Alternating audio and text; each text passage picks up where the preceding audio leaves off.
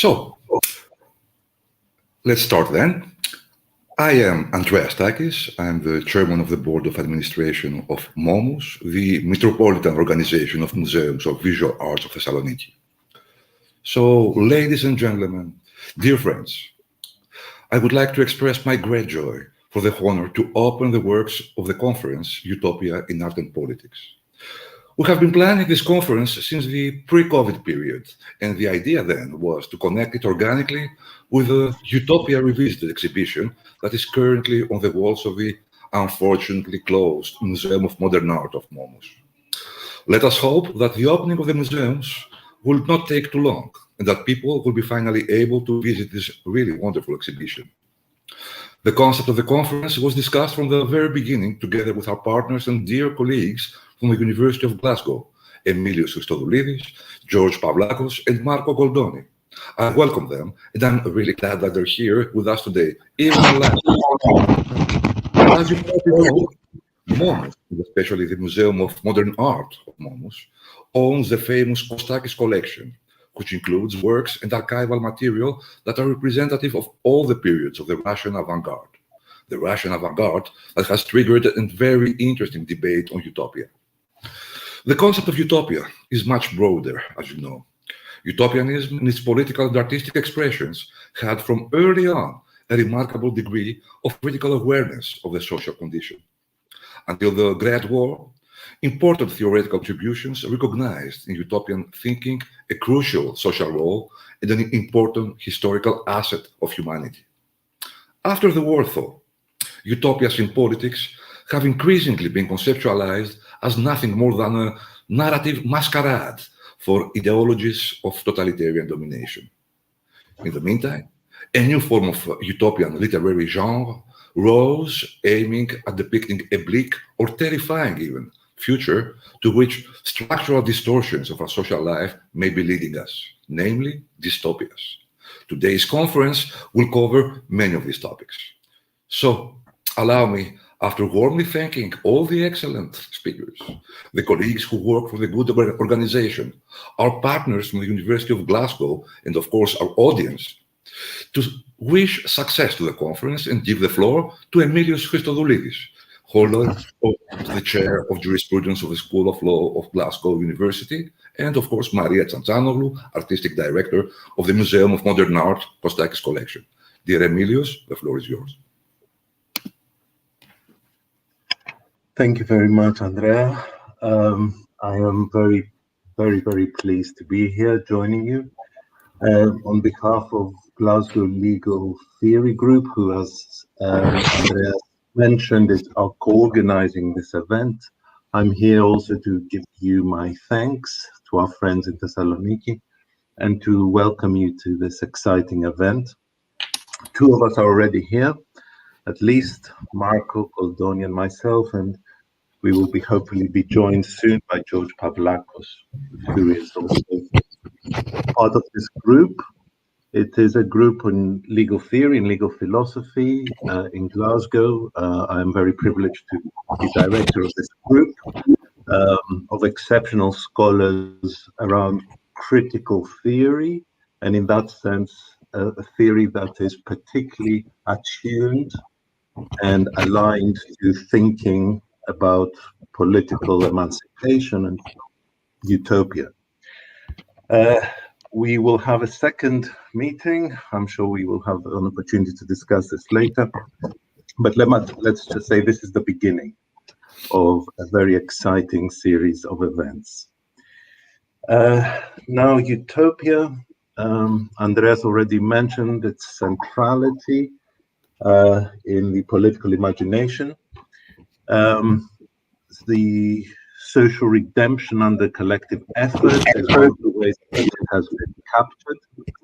But from Thomas More through the sublime socialist writings of William Morris, the French utopian socialists, the desire captured in utopia was in a sense always to wipe the slate clean, okay, to begin anew, not by tinkering with existing institution, remaining captive to the quotidian, the pragmatic and piecemeal way in which we deal in terms of concessions and compromises, but in the grand sweep of novel beginnings.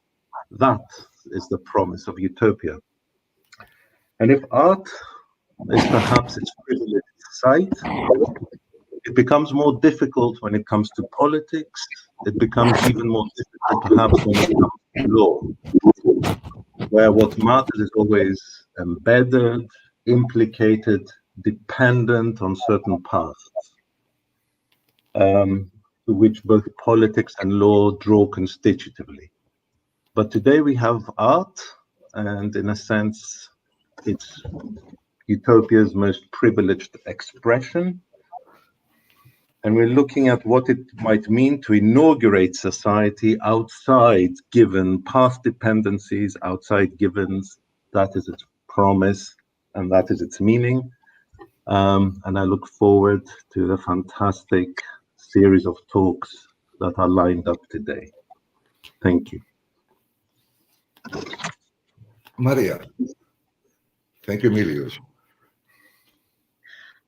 Dear friends and colleagues, let me welcome you in turn and thank you for your participation in the Conference Utopia in Art and Politics. Let me also welcome the friends who are watching us. I will be very brief because we're all looking forward to hearing our esteemed speakers. The exhibition that is currently in MOMus-Museum of Modern Art-Costakis collection and is entitled Utopia Revisited, Literature, Philosophy and Politics in the Russian Avant-Garde, led us to the idea of this conference. It is my great pleasure that a significant part of this evening's talks refer to the concept of utopia as manifested in the philosophy, the aesthetics, politics and planning of the Russian years just before and shortly after 1917, something that eventually led to dystopian situations. This is an inexhaustible subject and it never loses its interest. Today's speakers, however, are not limited to this, but study the subject more broadly. I hope that at the end we will be able to give some answers to some extent to basic questions such as are social desires related to the utopian political design and the utopian artistic vision, and how individual or collective is utopia. Please write and send your questions, and we will try to discuss them, if not all, because of our limited time, at least many of them.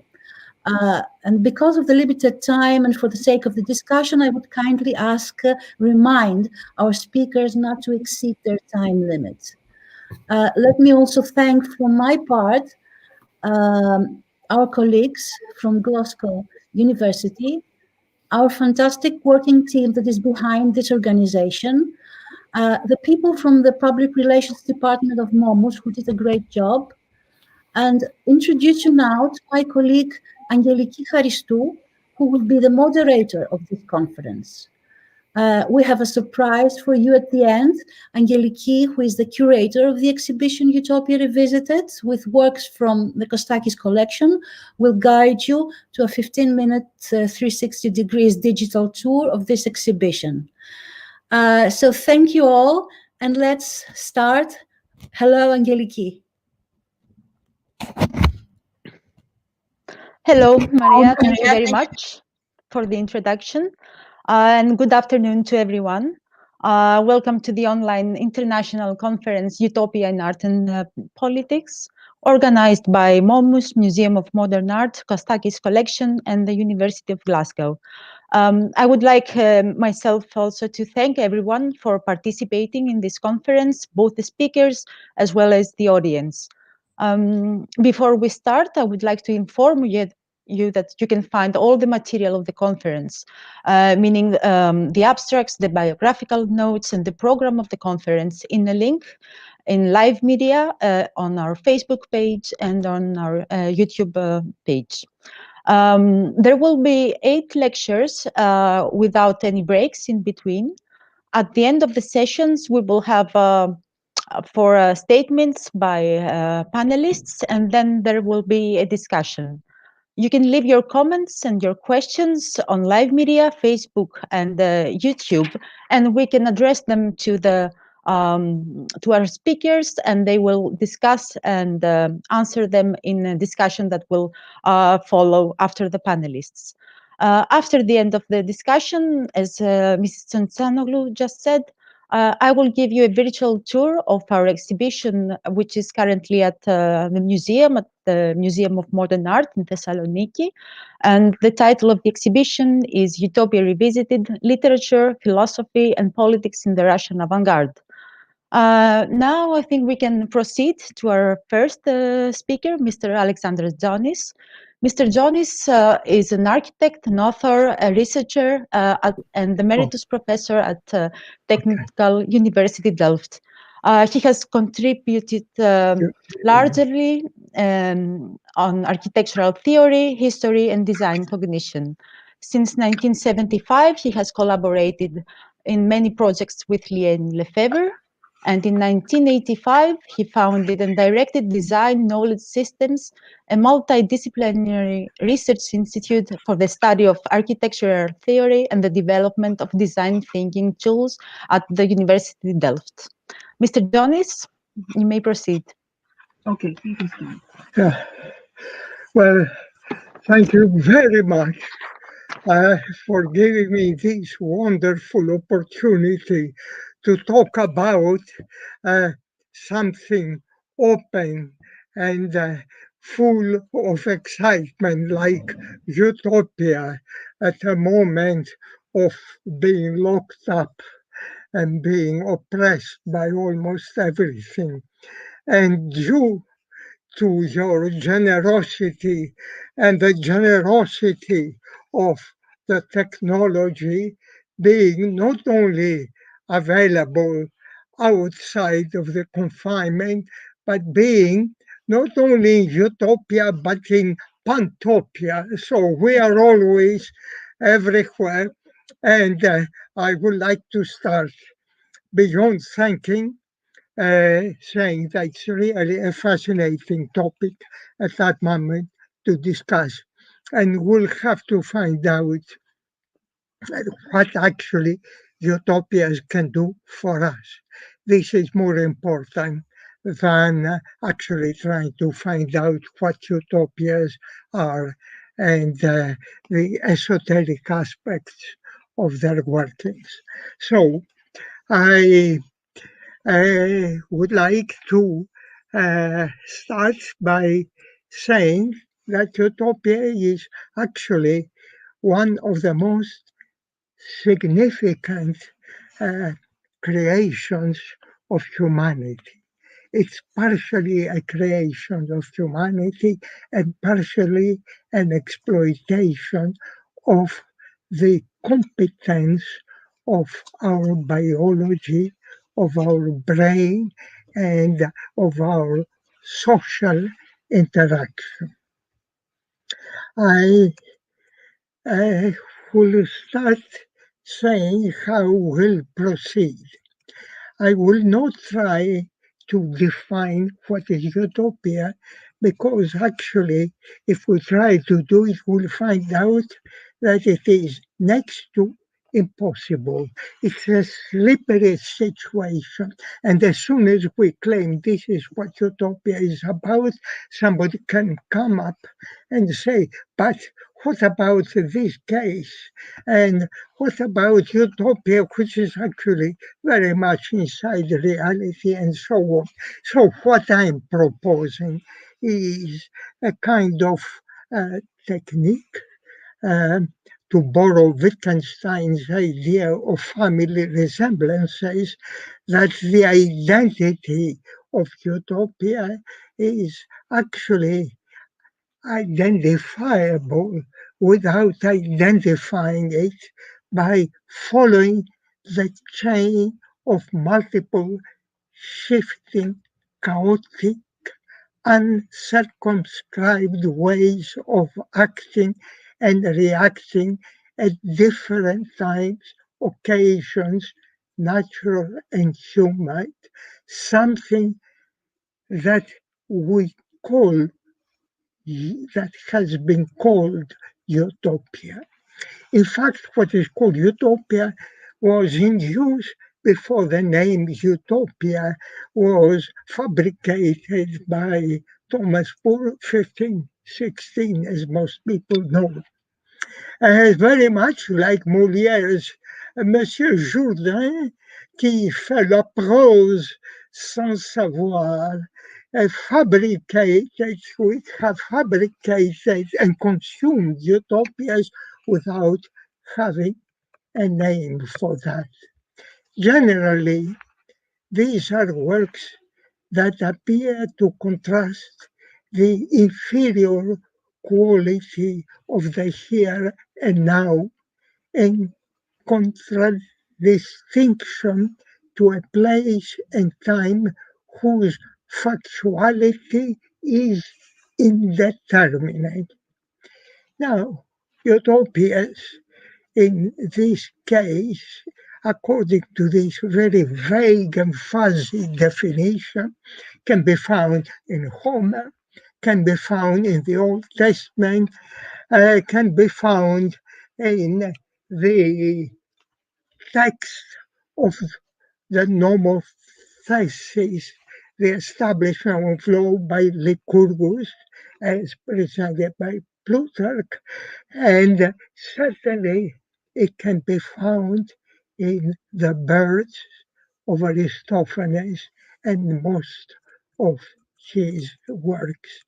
Here today, I will start and end my discussion to have a feeling of utopia and not a definition, with a case of Marquis de Condorcet and his wife Sophie de Condorcet, and the second part of the 18th century in Paris, or for short, the story of Sophie and Nicolas.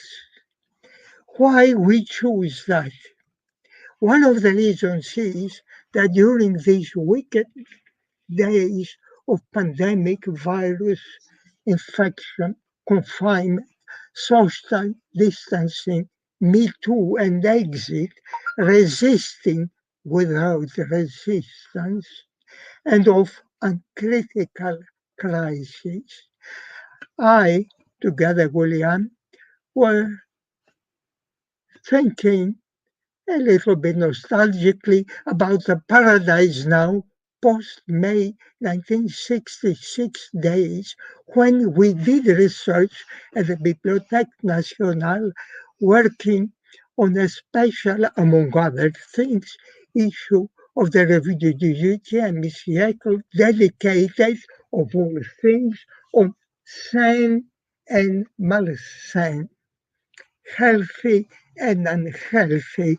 At that moment was not viewed as today in terms of how we can defeat a pandemic, but in terms of applying the excuse of health for policing societies. But I will avoid this issue for the moment. And it was at that moment that we developed two articles. One was by myself, introducing and editing the Mémoire inédit sur les hôpitaux, a report by Marquis de Condorcet, written around 1786.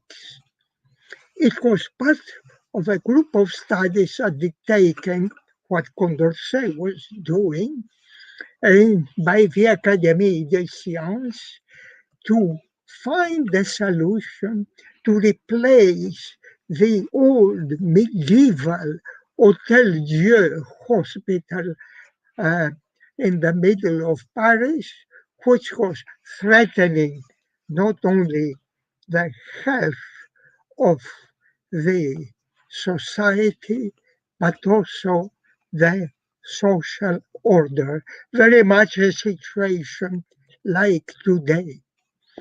What actually the task of Condorcet was to coordinate invited proposals of how to replace the Hôtel Dieu. Many people, fewer architects, mostly engineers, medical doctors participating, providing proposals which were based on structures, spatial structures, to aerate the space of this confinement of unhealthy people, because I won't enter into theories which do not hold any more true of unhealthiness, of disease developed by putrefied air.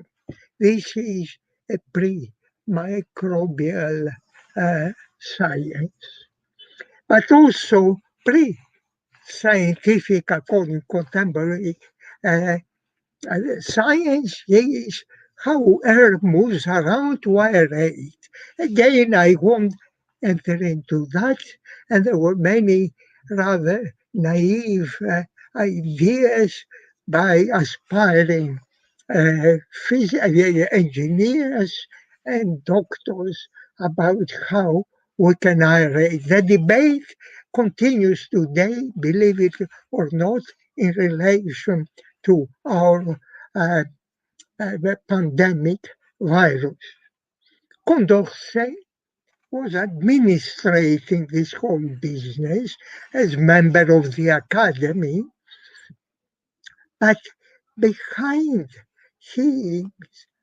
this concrete idea, behind this, in a way, utopia, because the proposals were physical, unprecedented patterns of enclosing and opening space as a machine, for some people as a political machine, also to enclose and manipulate the people.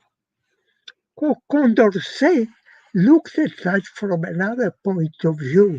Immediately in his mind came the idea, why one central device to confine disease instead of a decentralized distributor pattern?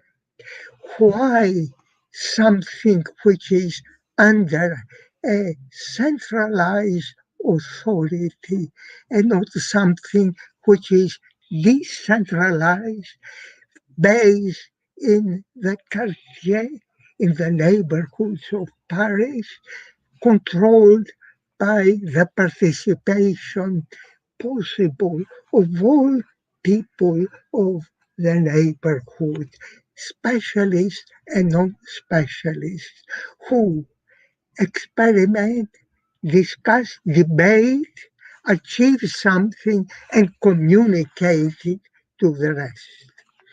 Now, this idea was finally didn't win most of the engineers and medical doctors, but the debate was mostly central on the pattern of those highly centralized machines of aeration. And the debate was stopped because the revolution arrived and everything was upside down.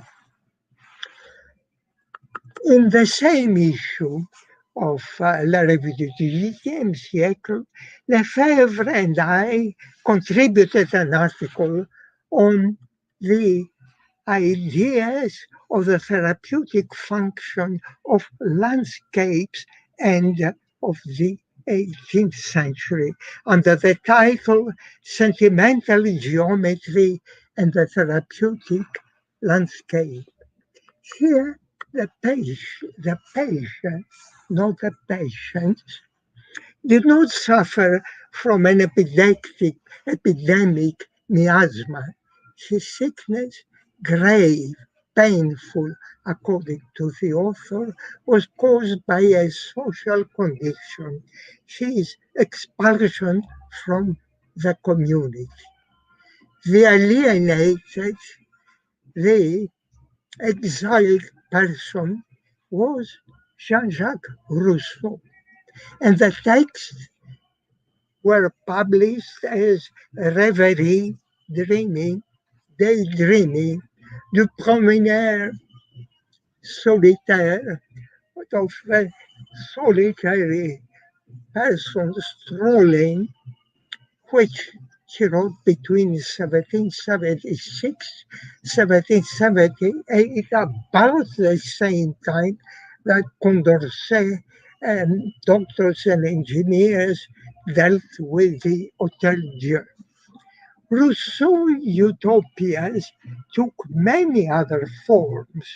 In other words, Rousseau texts of making something to avoid pain, to overcome unhappiness, took many ways, many of them highly political, that cost him quite a lot, including the exile from his own Swiss liberal community. Here in the fifth promenade, Rousseau describes how he recovered the pain by an antidote, which was isolation. So, defeating the pain of exile by another further level isolation. But this is psychological isolation in a dream. The alternative world that that he proposes is a situation of moving water, reflections, aromas, shaking leaves of trees, inside which that individual daydreaming forget all pains of the existing factual reality. Condorcet, now let's come back to Condorcet, was elected in 1769 member of the Académie des Sciences. 1776, he became secretary perpetuel, and his popularity with the other members was due to his optimistic feeling that the world ills would be overcome through science that delivers truth. In his next to his memoir, with 2 years difference, Memoirs sur les hôpitaux, he wrote another memoir, Essai sur l'application et analyse de décisions, in other words, on how an assembly of people, an open, unregulated, uncontrolled, non-hierarchical assembly can come into a combined, synthesized decision which represents l'intérêt général, the interest of all the participants. Contrary to recent comments, the conclusion of Condorcet, which was arriving at a paradox that participatory voting assemblies of governed by majority are leading to an undesirable conclusion. Contrary to that, people have interpreted his conclusion as being undemocratic, as being refusing the possibility of a better society through the assemblies, the post-revolutionary assemblies. Maybe this is what contributed that a few years later, although he had joined the revolution, he is imprisoned and ends his life, his body disappearing, and an empty box in the Pantheon reminding us of his presence. The same time as he is in prison, his wife, Sophie, is writing to him a series of letters. The letters are expressions of personal love and personal sympathy, but also of about sympathy in general. That is, the community of people who are finding happiness in being bound together in what we call community, a term which he is not using. Interestingly, Sophie grounds the reason, grounds the validity of this claim on the innateness of human beings whose actions are driven on one hand by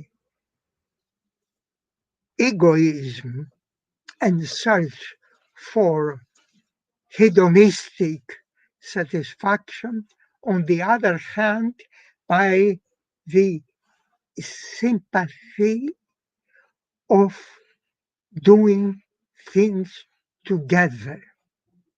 Now, what's very interesting is that she goes further, claiming that the unhappiness at that time of humanity, including her personal unhappiness and the upcoming execution of her husband, is due to the institutions which cultivate and support inequality and extreme selfish behavior. Although her text is highly subversive, still, because it was published on a more calm situation during the Bonapartean order.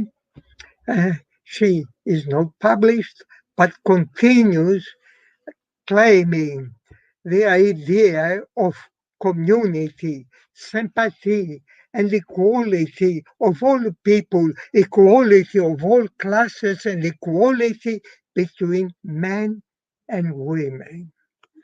And we find her actually dying a very different situation from her husband, in a home full of people debating peacefully with her the utopia, the coming society.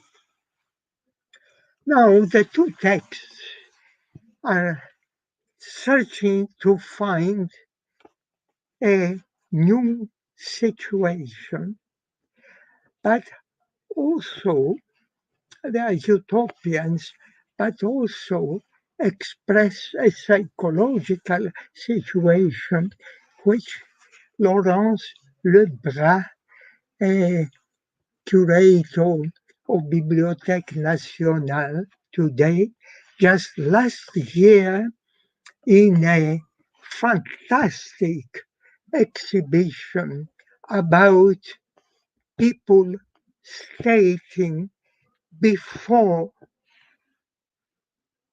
their people stating their hope dans la situation extrême, that is situations before death, before execution, before love loss, before mourning whatever loss. So this is the nature of the psychological nature of both texts, but as most of the people, most of the documents of Laurence Lebrun in her exhibition reveal, is the undying hope. Now, as I mentioned before, the Condorcet text has been seen as a rejection of the possibility of democracy. This is a mistake. More about that in the end of this talk, which is coming up soon. I hope I haven't tired you completely. How am I doing in terms of time? Am I okay? Yeah. Okay. Now, let's come back to the general question. What are utopias? What are those texts which keep on having a different device, a different attitude towards reality? What are they about? Now, let me review once more the chaotic situation. If we look at a very contemporary text of Gaston Bachelard, Le droit de rêver, The Right to Dream, 1970, he repeats very much the argument of Rousseau.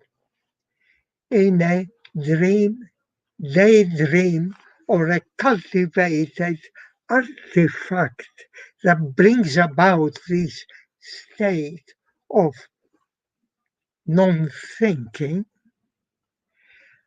happiness is defeating pain. In a way, it's like a mask projected on a painful face.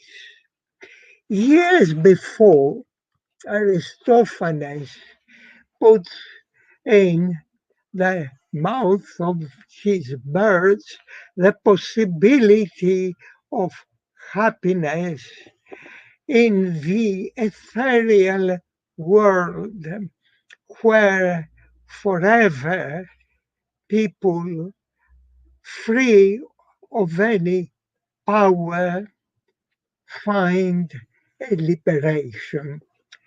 Now, Aristophanes' text is not a utopia in the sense of what we have been discussing. He doesn't project something which is desirable. In fact, he warns us in this situation where humanity will become birds. What are those birds going to do? And he predicts already the drones. They will fly all over, spying on each other and getting rewards by, as he used the term, sycophants, lying about what other people are doing. In short, the Aristophanes text is a negative utopia, and by being a rejection of a positive utopia, in fact, creating the possibility of start speculating an even higher level utopia. Now, let me review very quickly other positions of people. Recently, during the last 50 years, Mannheim's theory about utopias became very popular. Mannheim popularizes and manipulates Marxist ideas about the possibility of an alternative world and the need of daydreaming. He doesn't call it that, but going beyond the matter of factness shifting to another reality, and out of that being able to improve the world. I'm concluding by some other alternative Mr. theory. Jonis, I'm sorry to interrupt. To that, I hate to interrupt. I have to remind 3 more you. minutes. Do I have them? Okay. 2 minutes.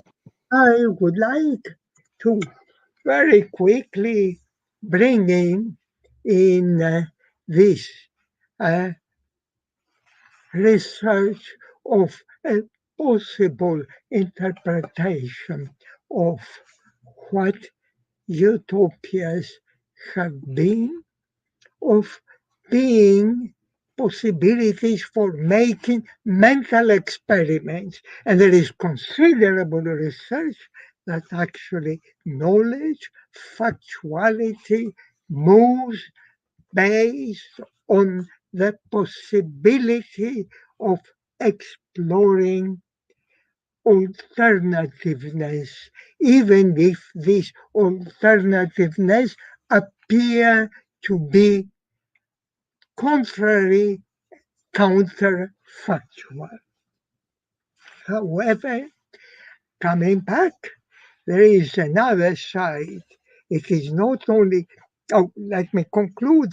So, given a higher level of knowledge and science, then human happiness, as Condorcet claimed in his last work, can come about. However, human happiness is restrained by laws and not only by facts, but by deliberate lies, as Madame Condorcet already stated in her letters. We are becoming completely enclosed by the world of false news and false factualities, and we need to come out of it. How do we do that? Quickly, I will give credit, of course, to Aristotle and his idea of catharsis through defamiliarization. Now, defamiliarization is an idea usually associated by Brecht and Trotsky, but in fact, Aristotle had a name, catharsis, cleansing up. Now, let me finally come to a real conclusion. On one hand, you need this destruction of familiarization that makes you and closes you in a world of lies. On the other hand, as Maimonides already warned, human beings are human beings. They need something material, something they can sense through her material reality. And this is why we need fabulation. So that's another idea of what the utopias do. They use allegory to take problems, sociological, political, and so on, and dress them in a kind of fable to make you understand them. So make you be coming out of the false world, but also coming in a reality which may be very abstract to be easily conceived by a physical human being. So I come to my last conclusion. And my last conclusion is maybe the priority today is not so much to ask what utopia is, but and to inquire into innumerable dead ends, but inquire what utopia has done to us in history and still does today, and what we can do with this in art and politics in sympathy.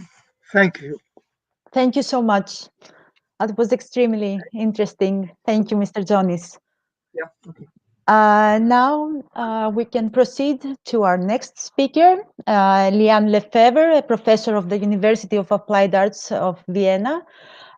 She will present us her lecture with the title Leon Battista Alberti's Hypnerotomachia Polyphili, the desperately beautiful dream and furor of a 15th century revolutionary.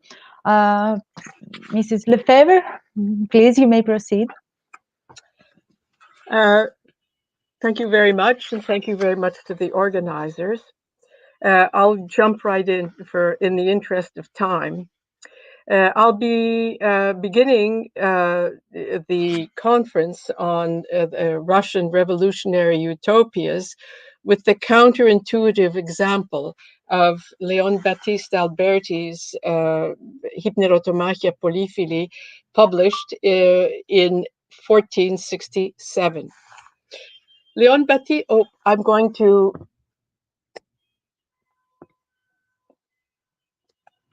there.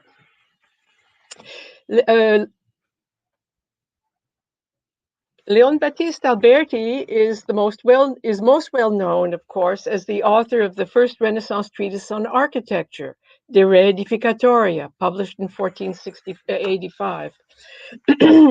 Alberti didn't just write the most learned, erudite, clear treatise of the Renaissance. He put his ideas into practice and managed to become its most sought-after and prolific architect. His book and his buildings revolutionized architecture. Alberti, and Alberti alone, is responsible for adapting antique classical architecture to the new building types, something which holds for the period of the Renaissance up until today. There is no classicizing facade on the face of the earth of the past 500 years that does not owe a debt to him. Not surprisingly, therefore, the image we have retained from the treatise and from his architectural oeuvre is one of a supremely tempered, this is his own self-portrait in the form of a medallion. It was the persona that he has projected, that we have retained from his oeuvre, is that of a supremely tempered, authoritative, cool, dispassionate, reasoned persona, one living according to the norm of concinitas, a neologism that he himself created in this very book, with meaning a well-tempered natural harmony. This image is reinforced by the fact that in other writings, Alberti was apt to condemn all forms of excess as the result of un ingegno troppo fervente e furioso. Mrs. Lefebvre, what? I'm sorry, I hate to interrupt, but you have to press hide on your computer on the bar. Oh, let's see. I'm terribly sorry to interrupt. Hide. Okay, here it is. Okay, thank you. Did everybody see that image? Hello? Hello? What? Hello? Hello. Yes, we did see the image. Sorry. Okay. Should I go on? Yes, please. Thank you. The Hypnerotomachia Polyphili is famous too. Published in 1499 at the press of Aldus Manutius, its typeface, this is the cover of this is one of the first images of the book. Its typeface, graphic design, and woodcuts have made it what is universally considered one of the most beautiful, perhaps the most beautiful book ever published. It is certainly one of the most coveted of all the early printed books. And by the way, Glasgow University has one of the 30 copies in existence. The Hypnerotomachia Polyphili could not be more different from the De Reedificatoria, on the other hand. There's never been a book shaped by a more full-blown ingegno troppo fervente and furioso. In its erratic, exuberant, extravagant, ponderous, intractable, unreadable, written in an intentionally incomprehensible mix of Latin, Greek, Hebrew, Arabic, hieroglyphics, and Chaldean. Its intractability has led some readers to compare it to James Joyce's Ulysses. The Hypnerotomachia is a love story that is absurd, even by the standards of the genre. The hero falls asleep and wakens in a dream world where the hero Polyphilo, meaning lover of Polia, sets out on a hypnerotomachic quest for his beloved Polia. Polyphilo is transported all over the place and wakes up in a dream inside the dream, and taken by some nymphs to meet the queen of this world, Eleftherilida, meaning freedom. Then he's directed to 3 gates, finds Polia behind one of them. They're taken to a temple. They're engaged, and after a triumphal bacchanalia celebrating their union, they're finally brought together on the island of Scythia. And just as the lovers are about to be united, Polia vanishes into thin air. One aspect of the romanzo is that it sets the novel apart from the others is that its narrative is shaped by expressions of unbridled, orgiastic, erotic furore. The narrative abounds with naked bodies, and some of them were even, some of the illustrations, which were thought to be overly erotic, were censored in one copy in the possession of the Vatican Library. Here, this is 2 examples. The book is generally attributed to Francesco Colonna, a Renaissance, to somebody called Francesco Colonna, because of the acronym Frater Francesco Colonna Polia Paramavit, which is composed out of the first, an acronym composed of the first letters of each one of the chapters. Scholars have been divided because there were 2 Francesco Colonnas at the time. One was a dissolute monk from Venice. The other was the scion of the dynastic Colonna family in Rome. I'll not go into why it's not possible for either of these 2 to have been the author, and why all other scholars are wrong. The reason for my attribution of the book to Leon Battista Alberti is that there are a great number of remarkable coincidences between his work and this. First, Alberti was not only an architect, he wrote at least 7 books on love that have been ignored by other scholars. Second, a mere 30 pages of 370 of the book are devoted to the action of the actual love quest, to its dialogues and inner monologues. 200 pages are exclusively devoted to the description of the beautiful architecture that dots this, that is contained in this perfect dream world. A great hybrid temple hybrid temple and pyramid, which is half a kilometer high, alone takes up 50 pages. By the way, it looks a little bit like the cover of the building on the cover of this poster.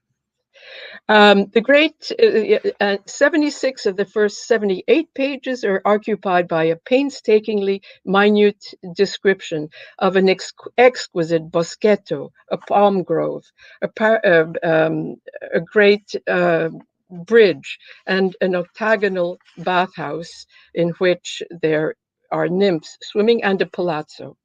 These descriptions are not just immensely erudite, they employ all of the neologisms Alberti had invented to describe architecture in the De Re Edificatoria. In addition, the philological sources for the architecture of both books are identical. The rest of the book is taken up by descriptions of beautiful landscapes and gardens and antique gardens. And we know that besides being the most sought after architect of his day, he was also the most sought after landscape designer and garden designer. In addition, the book is full of ingenious mechanical devices, and Alberti is also known as one of the most inventive mechanical and hydraulic engineers of the Renaissance. The book features automatically opening doors powered by magnets,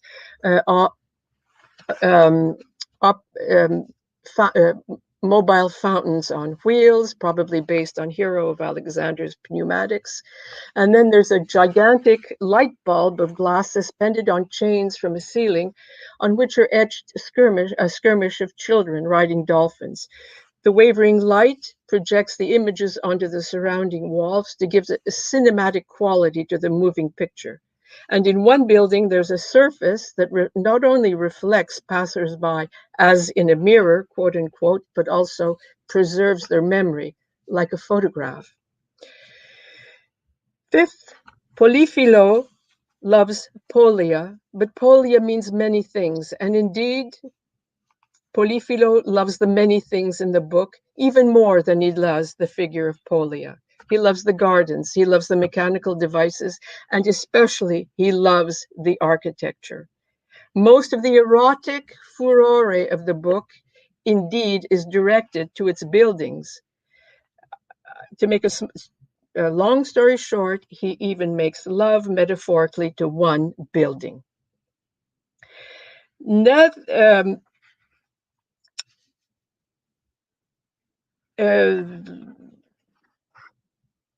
Yes.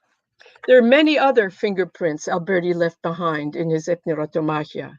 Among them is the picture of the winged eye, quidtum, with his quidtum. This is a drawing by Alberti himself, and as you can see, he includes it in his also in his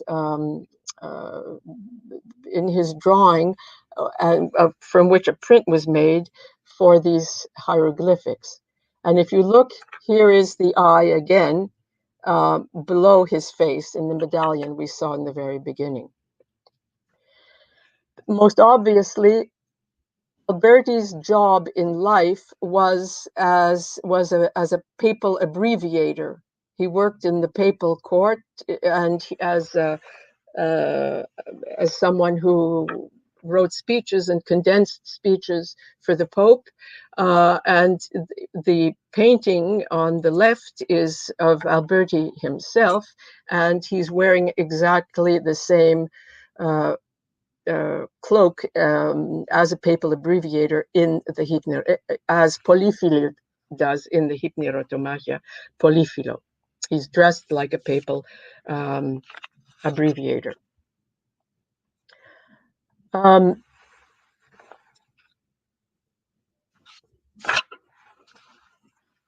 So what is it that makes this polyphilic, hyper-erotic love story a utopia, and even a political, revolutionary one?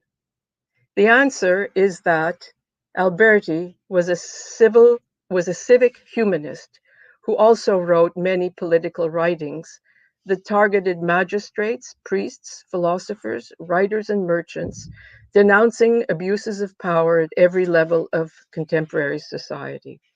In his Pontifex, he attacks the corruption of priests, lamenting their crass ignorance and disregard for education as they condone violence, nepotism, and the behavior of slothful parasites that they surround themselves with. In Commodus, he writes about the difficulties of a civic humanist in a society rapidly slipping towards autocracy.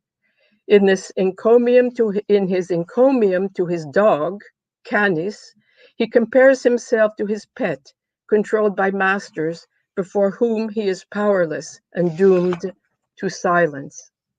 His book, MOMus, in particular, abounds with disturbing images of violence, and is his most critical revolutionary writing. It is aimed against the ruthless, sanguinary ferocity, rapaciousness, inequity, and mercenary behavior of the popes.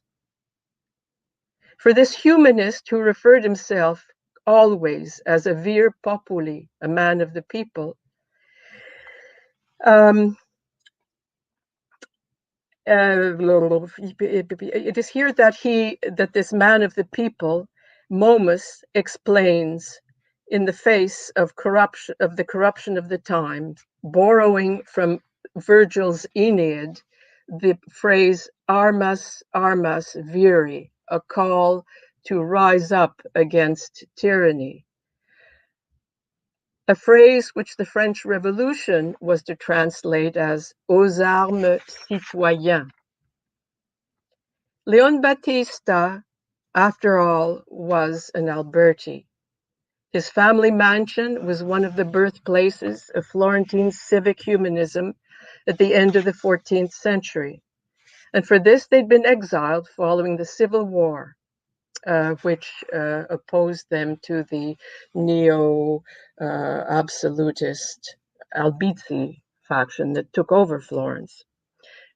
In parenthesis, just before that, had been two cities in Italy that had retained their status as republics, and that was Florence and Venice. All the others had been taken over. The book Paradiso degli Alberti, written in the end of the 14th century, about that same time, describes the discussions that occurred in the house among fellow citizens of this, quote, illustrious patria, who devote all their time and attention to the affairs of our sacred republic in order to maintain her sweet liberty. The Hypnerotomachia Polyphili, to go back to the book that we're considering, refers to its own date of completion as 1467. In 1467, if he is the author of the book, Alberti would have been looking back at a singularly successful life, crowned with every honor and glory. He had been the architect of popes. He'd been the architects of great industrialists of the time and financiers that included the Rucellai, the Medici, and the Pope Nicholas V, who was also a humanist, Pope who occupied the papacy for about 10 years, creating an interruption in the mounting tendency towards autocracy. In 1460, but in 1467, Alberti would also have been looking back at very recent history. 3 years prior, in 1964, Pope Paul II, who replaced Nicholas V, the humanist pope, was an anti-humanist, and who set about firing all of the humanists that Nicholas V had gathered in Rome along with Alberti, Bessarion, Lorenzo Valla, Nicholas of Cusa, etc., etc. From then on until Alexander Borgia assumed the papacy in the up until the early 16th century, the city of Rome was there. The accession of Pope Paul II marked the beginning of the accession of the Borgias. The hideous cruelty of this family in exercising their new power goes beyond the pale even of the Quattrocento, a period that Jacob Burckhardt saw as the bloodiest in the history of tyranny, atrocity, and abomination.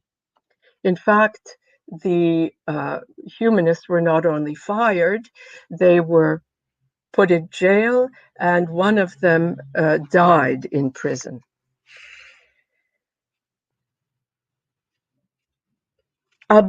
Looking over the scene, Alberti would have had found much cause for distress, what he called in an earlier work where he also described this phenomenon, eremni. Nicholas V, like Alberti and the other humanists, was a sworn Republican. To be a civic humanist, let's be clear, meant that you were a humanist. It meant that you were a Republican in the 15th century. He was and Paul was just as fierce an anti-humanist. Alberti would have, as a result, seen himself, along with his fellow humanists with Republican sympathies, fired, imprisoned, and tortured.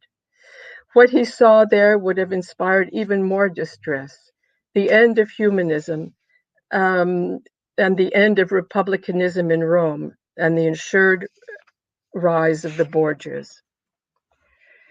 Written on the verge, this would make the Hypnerotomachia Polyphili, as we will recall, written in 1467, something that had been written on the edge of a horrible abyss, too horrible to contemplate.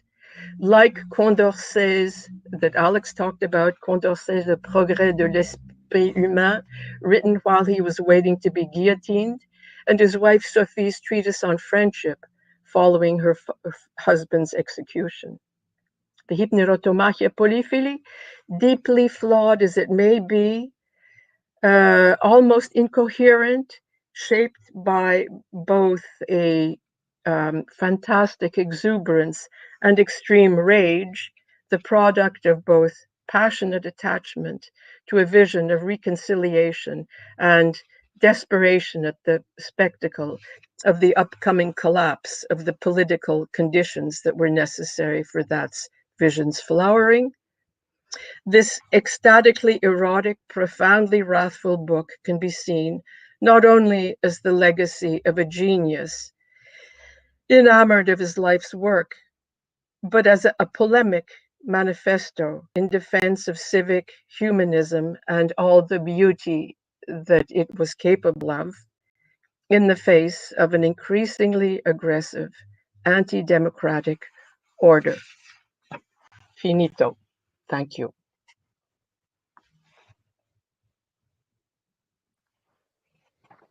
Thank you so much. Just right on time. Thank you very much. So we can proceed to our next speaker, Mr. Orsan Senalp, a researcher at the Center for System Studies at University of Hull. Mr. Senalp is a researcher with a background in labor, social justice, and digital activism. He focuses his work on the work and ideas of Alexander Bogdanov, and the title of his speech is Red Star versus Sickle and Hammer, Scientific, Utopian, and Revolutionary Politics of Alexander Bogdanov. So, Mr. Senalp, you may begin. Thanks a lot. This is a great event. Thanks. Fascinating previous speakers. I find this topic I'm going to talk about also very fascinating, but I hope it's not too too dry political aspect of the story, but I'm sure it's going to make it's going to spark some ideas, because it's also relevant to the critics of utopian thinking. I think in the 20th century, it's about what went wrong.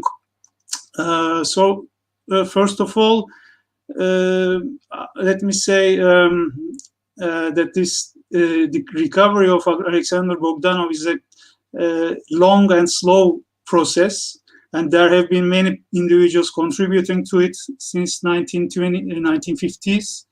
I like to thank to those individuals also. In this talk, I will be briefly talking about Red Star and Hammer and Sickle metaphor, which I used to tell the story of Lenin and Bogdanov, the struggle between Lenin and Bogdanov. After that, I will talk about a little bit who is Alexander Bogdanov, his life and work, and a little bit about the details of Lenin-Bogdanov struggle. And as an outcome of this struggle, Bogdanov's legacy is becoming a lost paradigm. I will talk about this lost paradigm of Bogdanov a little bit, and I will try to briefly talk about the recovery process of Bogdanov. I hope I will try to fit in the time.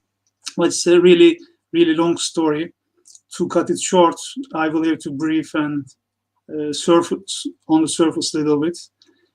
So the main messages I would like to give with this talk is, although there's a debate about it, of course, because it's a sensitive issue, I think Lenin was personally responsible from the loss of Bogdanov's legacy. And this legacy is about the great achievements Bogdanov managed to realize. This was he built on Marx and actually took his work forwards, and provided proof that a production of cultural forms, even at the highest level, which is both from workers' point of view and superior to bourgeois cultural forms, was possible by transforming them and assimilating them.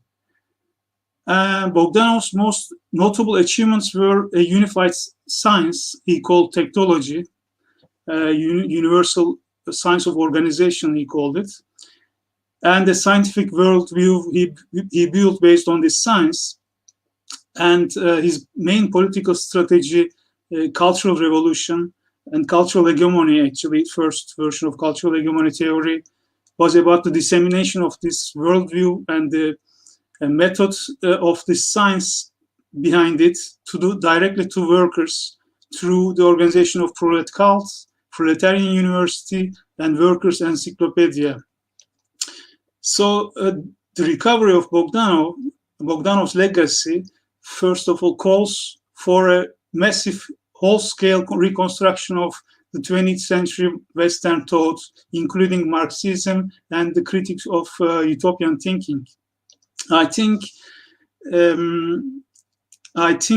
the story of Hammer and Sickle and Red Star is telling this story very well, because in short, Hammer and Sickle emerges as a global symbol of communist, socialist workers' movements and states as a result of an official state-backed policy. So there is a short story of it. There's a competition in 1918 held by the Commissariat of Enlightenment to decide about the May Day symbol. And this symbol, it took a little bit longer to decide. At the end, it was decided in summer, and it was ready for the November 1918 first anniversary of the revolution. And it was adopted as the state's symbol together with Red Star in 1923.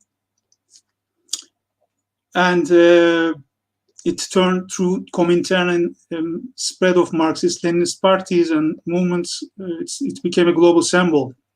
On the other hand, Red Star was the actually first official Soviet symbol adopted by Red Army in March 1918, and yet its origin is not documented by research. So there's no information about who designed this symbol, and actually it is in my contention. I mean, I contend that this symbol comes directly from Red Star, the novel First Bolshevik Science Utopia, written by Alexander Bogdanov in 1908, in which Bogdanov gives a sharp image of future communist society, how it works, how it came about, and he compares this to the situation on Earth during the First Russian Revolution in 1905. So, although I believe, although Lenin didn't really like about this fact, and he looked for his own, I mean, the symbol of his own, which is hammer and sickle, I think it directly reflects, it symbolizes Lenin's theory of revolution based on alliance between peasantry and industrial workers, which came at the end. Was not a good idea. I mean, it didn't work after the revolution.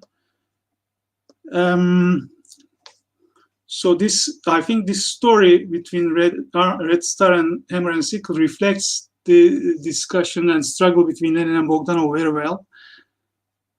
So if we look at who was Alexander Bogdanov, I mean, most of the people wouldn't know the details of Bogdanov's life. Well, he was a polymath, lived between 1873 and 1928. He was a natural scientist. He was a doctor by education, poet, author, philosopher, scientist, educator, and revolutionary.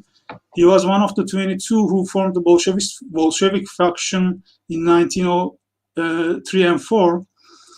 And Bolshevik historian Mikhail Pokrovsky once said he was acting as the vice leader of Bolsheviks at the time, and he was indeed the principal leader of Bolsheviks in St. Petersburg during the 1905 revolution.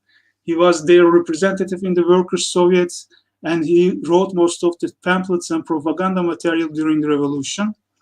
And after the fail of the revolution around 1907, 1908, the political positions of Lenin and Bogdanov started to clash on each other about important issues, and Lenin increasingly saw Bogdanov as a rival, serious rival to his leadership. And this rivalry came out public with the publication of Materialism and Empirical Criticism in 1909. The sole objective of Lenin in this harsh polemic was to attack and eliminate Bogdanov politically. Below, I will return to the major episodes of Lenin's lifelong struggle against Bogdanov. Now I would like to give this list of Bogdanov's major achievements. It is really very significant list, and it goes longer, but I picked most important ones here because they are more related to my argument. I would like to highlight systematic Marxian study of ideology and social consciousness, alienation and cultural hegemony, way before the Western, critical Western Marxists or neo-Marxists, and technology, which is seen as the first systematic form of systems, cybernetics and complexity paradigms emerged in the West.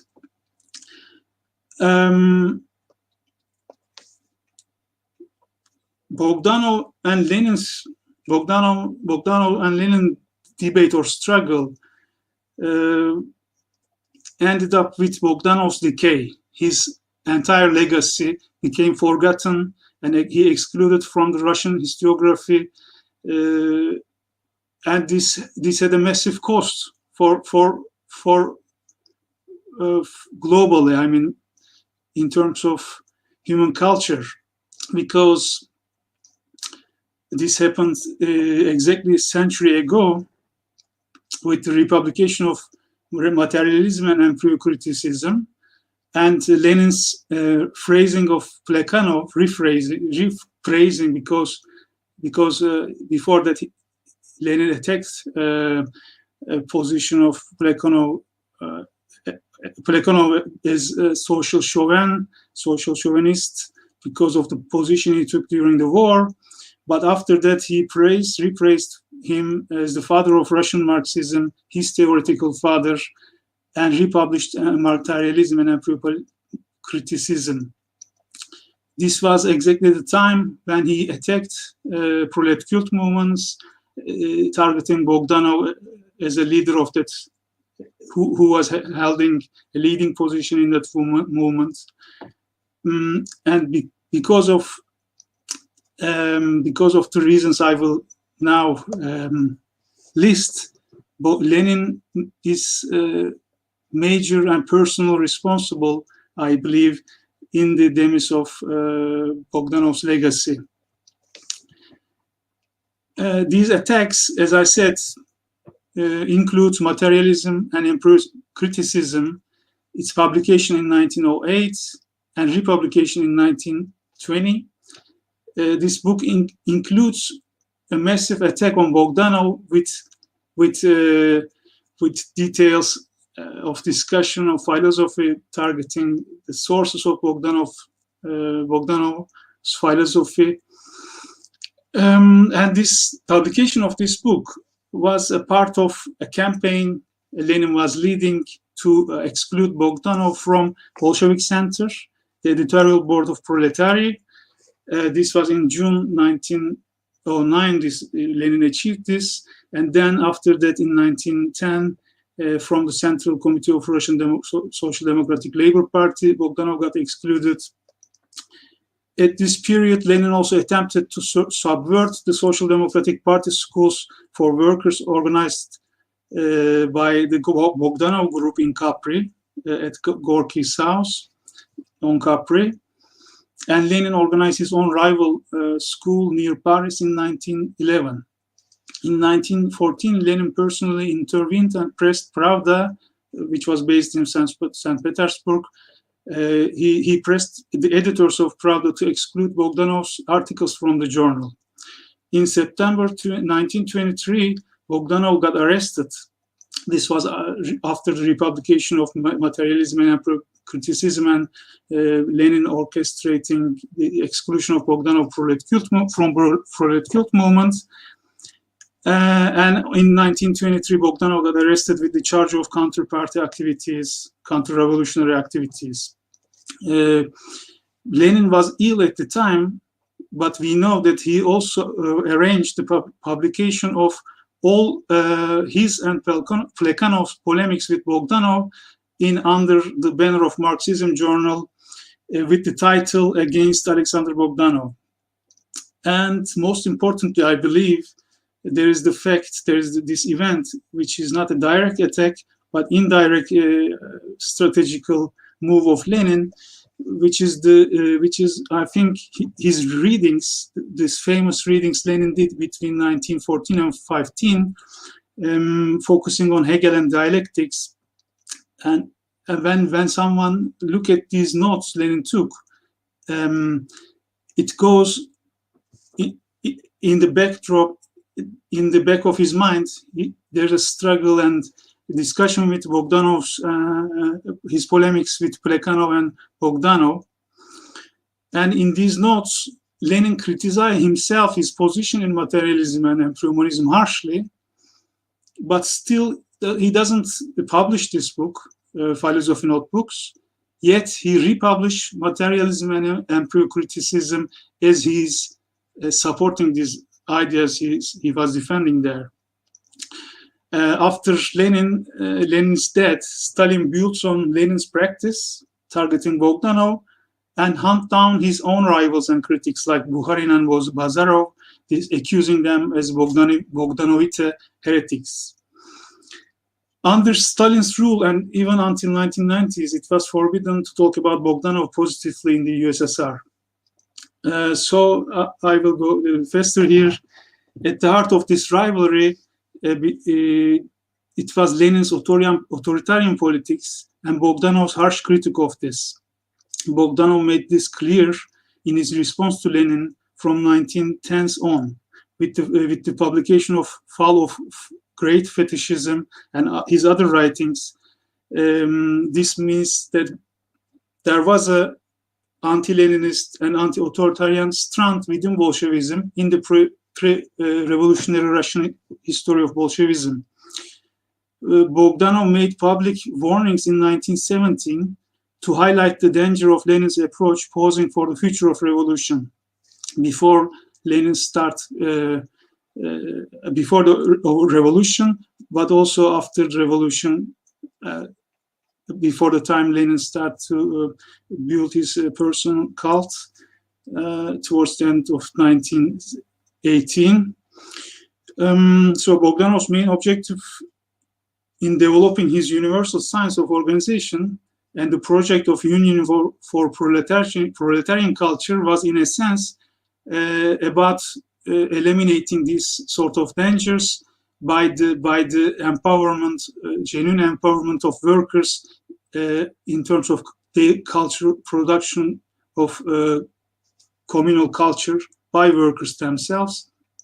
And what is really important here is that based on this universal science, as an application of it, Bogdanov produces first Marxian systematic book-length work on ideology, social consciousness, culture, and cultural hegemony. This was decades before Bloch, Lukács, Gramsci, or critical theorists, social theorists of the Frankfurt School. This was never globally recognized within the Marxist circles until today. These books are not yet translated into English, but the meaning of these is massive. It means way before the emergence of Western neo-Marxism, critical Marxism, as opposed to orthodox Lenin-Stalinist versions of Marxism, there was a critical strand within Russian revolutionary periods.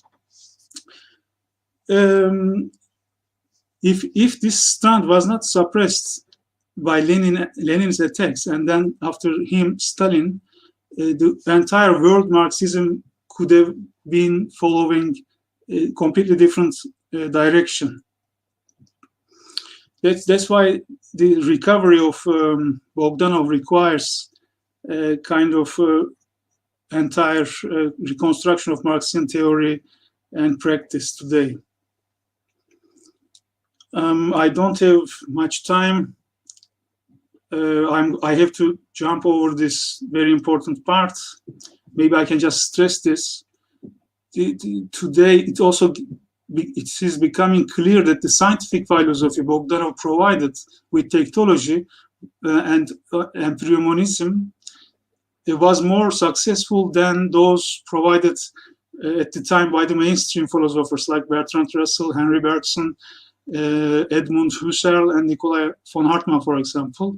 And this is relatively very new development that theoretical physicist Carlo Rovelli, in his 2020 book Helgoland, he argues that the scientific worldview Bogdanov developed help us today to understand what quantum mechanics has been telling us about the nature of reality. This is a really important development.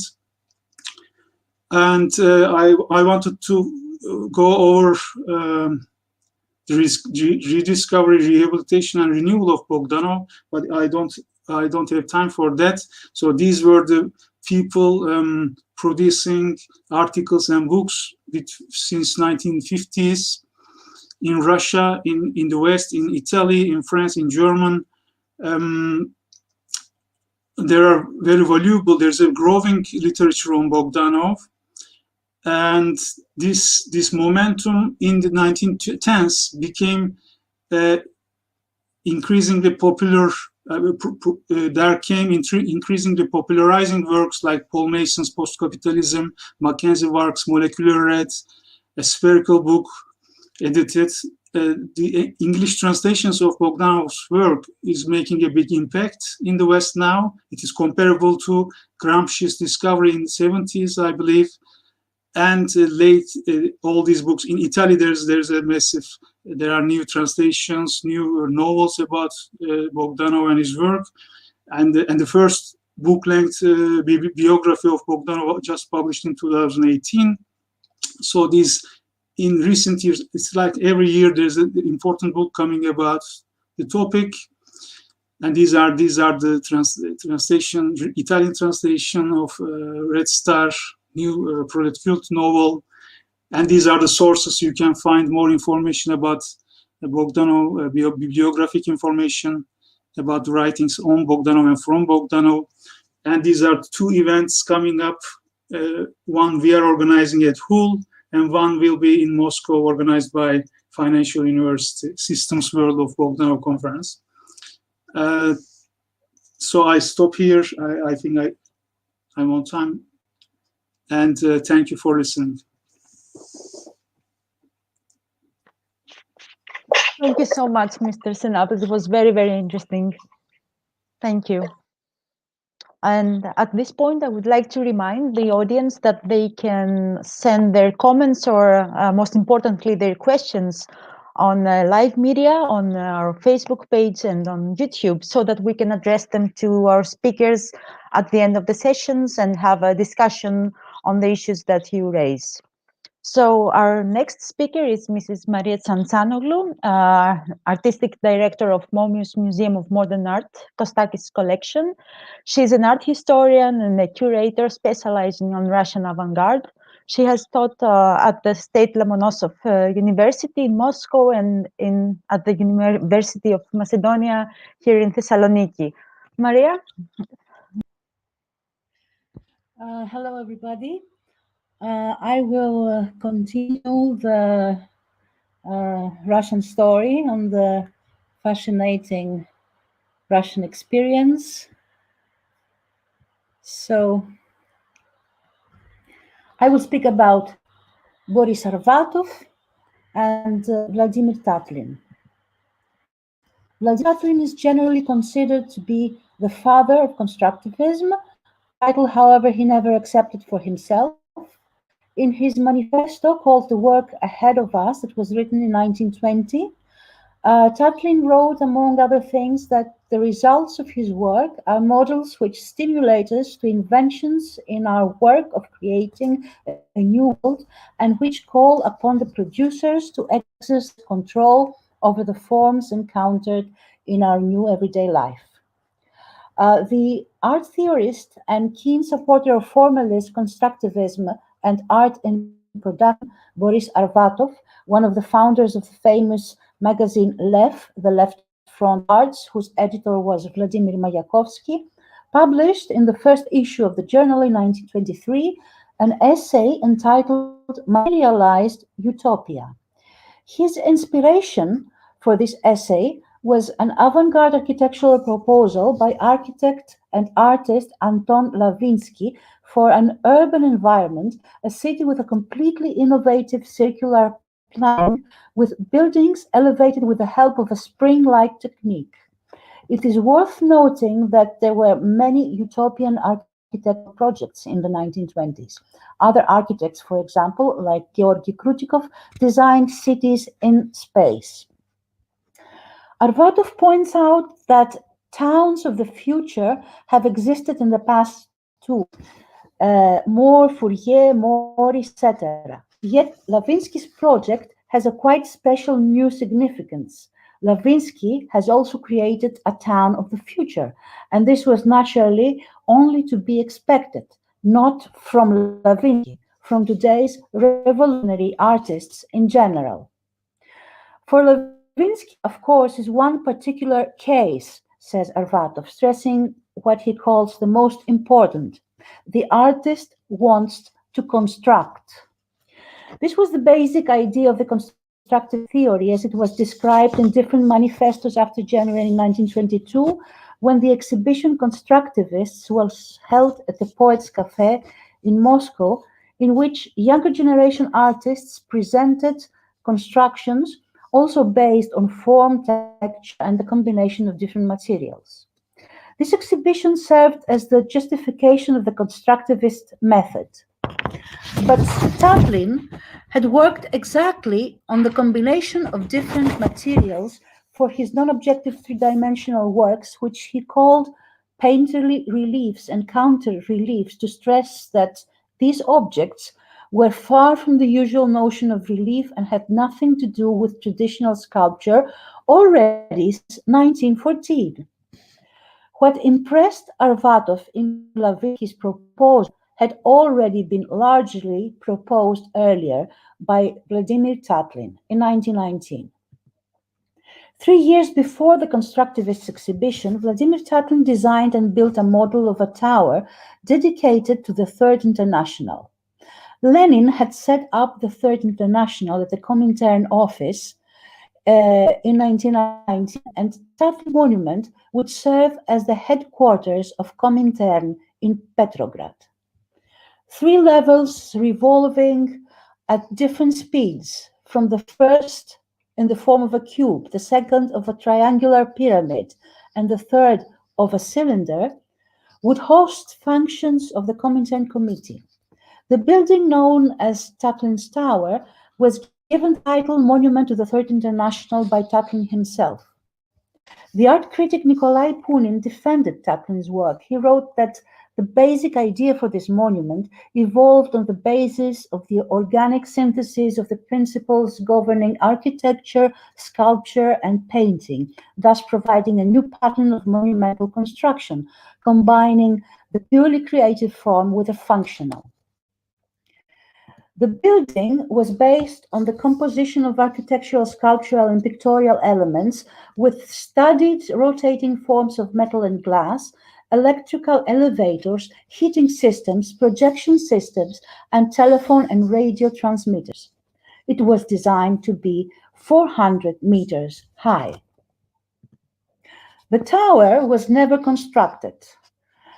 The huge amount of steel, the complexity of the structure, and the looseness of the soil near the river made the project impossible to implement. Nevertheless, it became legendary straight away, and Tatlin became a hero among avant-garde artists. His fame crossed the border of Russia. His project became a source of inspiration for what the new art can offer to the new society. The project has a new overturn of Tatlin. When younger generations started studying the culture of materials, Tatlin rushed to explain that the time for pure synthesis of materials has been exhausted and should give its way to new forms of everyday activity. This is exactly what Arvatov points out, that only the alliance of the artist and the engineer eliminate the traditional notions of urban aesthetics. The project strikes both the artist and the engineer. Arvatov writes, to the former it says plainly, hands off the business of life, you who have remained on Parnassus. The latter, it summons to revolutionary boldness and to a break with traditional aestheticizing towards the organization of life in all its extent. While artists were still discussing the artistic value of the construction, Tatlin went further on to speak about the next stage of constructivism. He chose the most excessive and at the same time transcendent way to convey the message, the design of a building that looks as if it is emerging from a science fiction scene. Arvatov was not the first to envision the active role of art in the shaping of a new utopian society. Vasily Kandinsky encouraged synthesis and dialogue between the arts, and he argued that it would not be long before a new structure will be built, the fruit of common thought and of all kinds of art, adapted to all kinds of art, both existing and those we dream of. Kandinsky called this ideal edifice Great Utopia. He published his theory on Great Utopia in 1920 and argued that our knowledge of what is considered art is very limited today. Kandinsky did not lead the definition of Great Utopia through constructivist theory, but by following his own parallel path of thought. He was initially influenced by symbolism and theosophism in the formulation of the theory of Gesamtkunstwerk, the ultimate work of art, a theory which he later developed in his 1920 manifesto text entitled The Great Utopia. Kandinsky was the first director of the Institute of Artistic Culture, the INHUC, where the theoretic foundations for the constructivist movement were born and developed. Boris Arvov was involved with the Institute when it was founded in 1920. Obviously, the concept of feasible utopia was the focus of many discussions. Arvatov was a supporter of the idea that constructivism should aim to lead art into production, a production that would break away from the bourgeois stereotype of the beautiful and of high art, and radically change the aesthetics of everyday life and ultimately of society as a whole. He writes, brought up on the canons of bourgeois art, the engineer is almost always just as much of a fetishist as his blood brother, the architect. So engineering falls into the sweet embrace of aestheticism and thereby voluntarily condemns itself either to a narrowing of the problems or to social conservatism. Tatlin himself had worked intensively during the 1980s in the productivity section, designing clothes, furniture, multi-purpose utensils, etc. Nevertheless, he described as inadequate the constructivist project regarding the possibilities developed by constructivist artists. Work in the field of furniture, he writes, and other articles of use is only the beginning. The emergence of new cultural institutions, vital in our daily lives, institutions in which the working masses are to live, think, develop their aptitudes, demands from the artist not only a feeling for the superficially decorative, but above all for things which fit the new existence and its dialectic. Arvatov writes, artists should replace the word content by the word purpose, and it will be clearly understood what it's all about. In 1929, Tatlin started working on the idea of his last big project, the Tatlin flying machine, with the conviction that he would create a mechanical emulation of a bird skeleton that would need to be animated by human beings.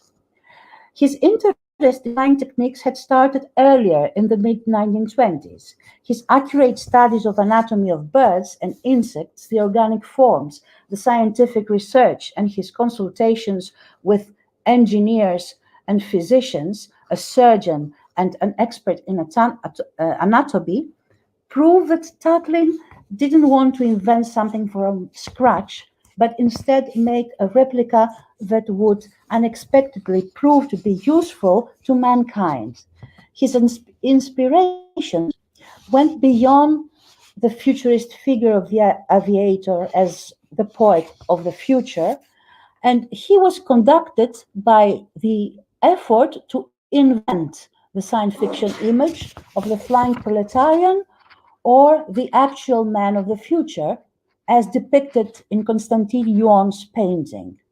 At the same time, he sought to materialize the utopian and yet archetypical image of Icarus. Tatlin believed that the aeroplane was not the perfected version of human flying. He wrote, I want to give back to men the sensation of flight. We have been robbed of this by the aeroplane's mechanical flight. We cannot feel our bodies, the motion in the air.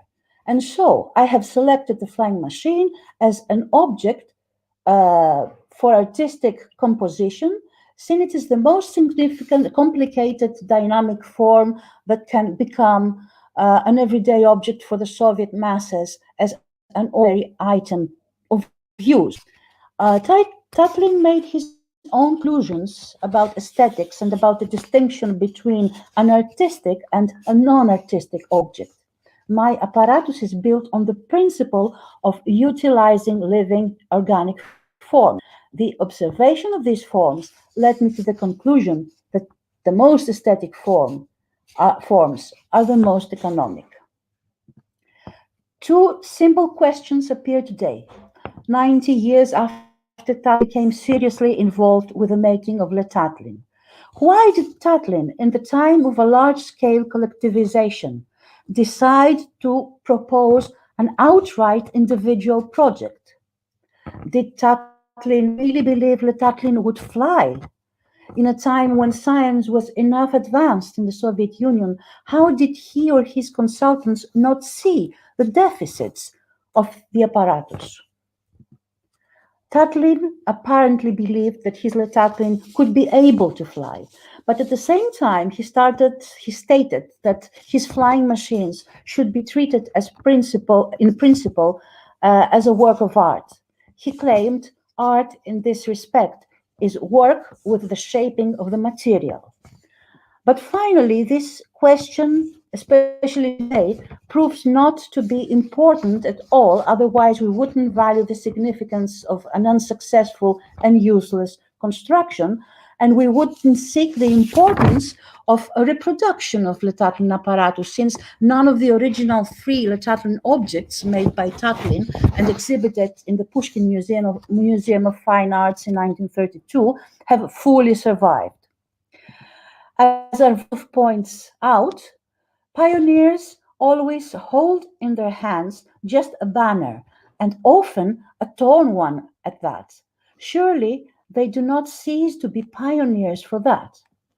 Tatlin's project was abandoned in 1932, the same year that independent artistic organizations were abolished as a prelude to the introduction of socialist realism, which in 1934 was enshrined as the only approved aesthetic method for the arts.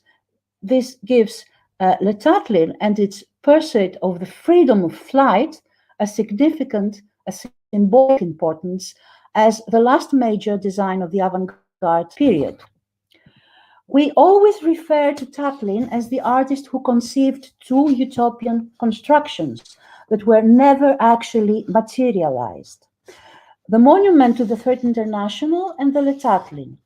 The universal human values are deeply rooted in the process of both unfinished projects.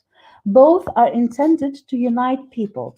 The first tells us about working as a community. The last, apart from its practical use, serves to liberate the human being, offering at the same time a spiritual experience and an ecological awareness in a very early period when airplane pollution was not yet a question. In 1919, Tatlin put on paper a number of positions for his article to be published at the first issue of the journal International of the Arts, which was never published. These positions prove the priority he gave to the importance of invention in the artistic context. The unit of initiative is the basis for the power of the whole in the direction of knowledge and invention.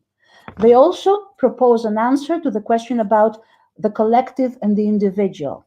Invention, he writes, always manifests itself as the conclusion of the tendencies and wishes of society as a whole and not of the individual. What one can conclusively say is that both the Tatlin, the tower and the Le Tatlin, despite having proved defective and thus not materialized as they were initially planned by the author, they were never considered as failed projects. I would dare say exactly the opposite. Constructivism indeed contributed to the formulation of a new aesthetics of everyday life. The new forms, and new combinations of material changed our homes, our tables, our chairs, our objects, and our clothes. Constructivism carved a new trail for architectural and industrial design. More than an artist constructor and an artist producer, Tatlin was an artist inventor. Tatlin, the inventor of two major but failed projects, became one of the most popular artists of his time. His popularity had spread beyond the Russian borders. He himself suffered from depression in the last years of his life. But the impact of his work on both his contemporary artists and the younger ones is enormous. His projects are unfinished but never aged.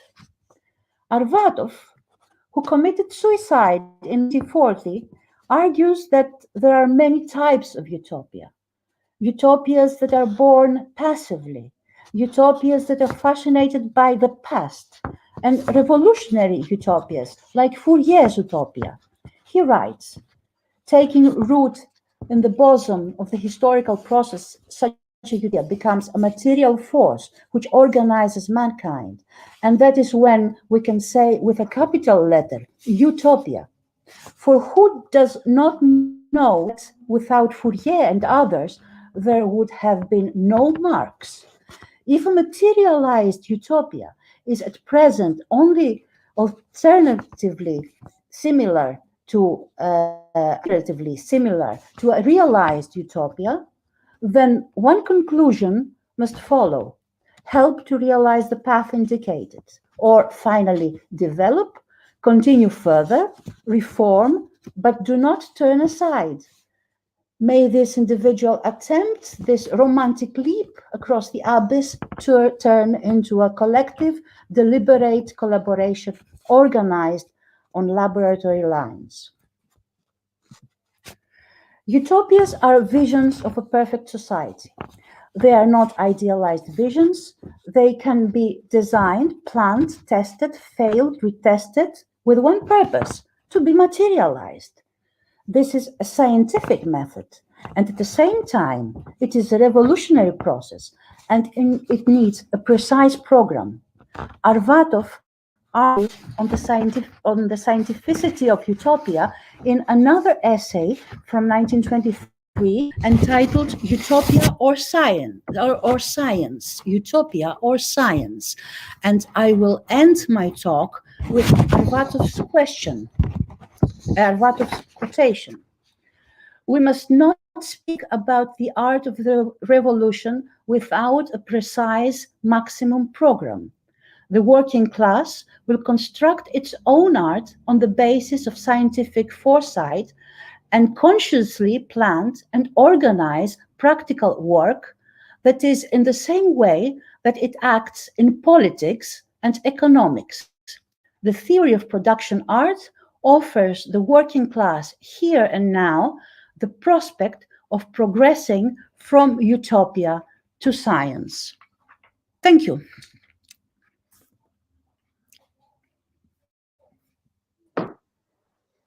Thank you so much, Mrs. Tsantzanoglu. That was very, very interesting. And we have to proceed now to our next speaker, Mr. Stavros Alifragis, an adjunct lecturer at the Department of Architecture at Aristotle University of Thessaloniki and Hellenic Open University. Mr. Alifragis researches the history and theory of 19th and 20th century architecture in the city in different mediums of artistic expression. He has participated in many conferences and has published papers in Greek and international journals. The title of his lecture today is Soviet Science Fiction and Utopia in the 1970s, the Architecture of Andrei Tarkovsky's Stalker, Soviet Union, 1979. Mr. Alifragis.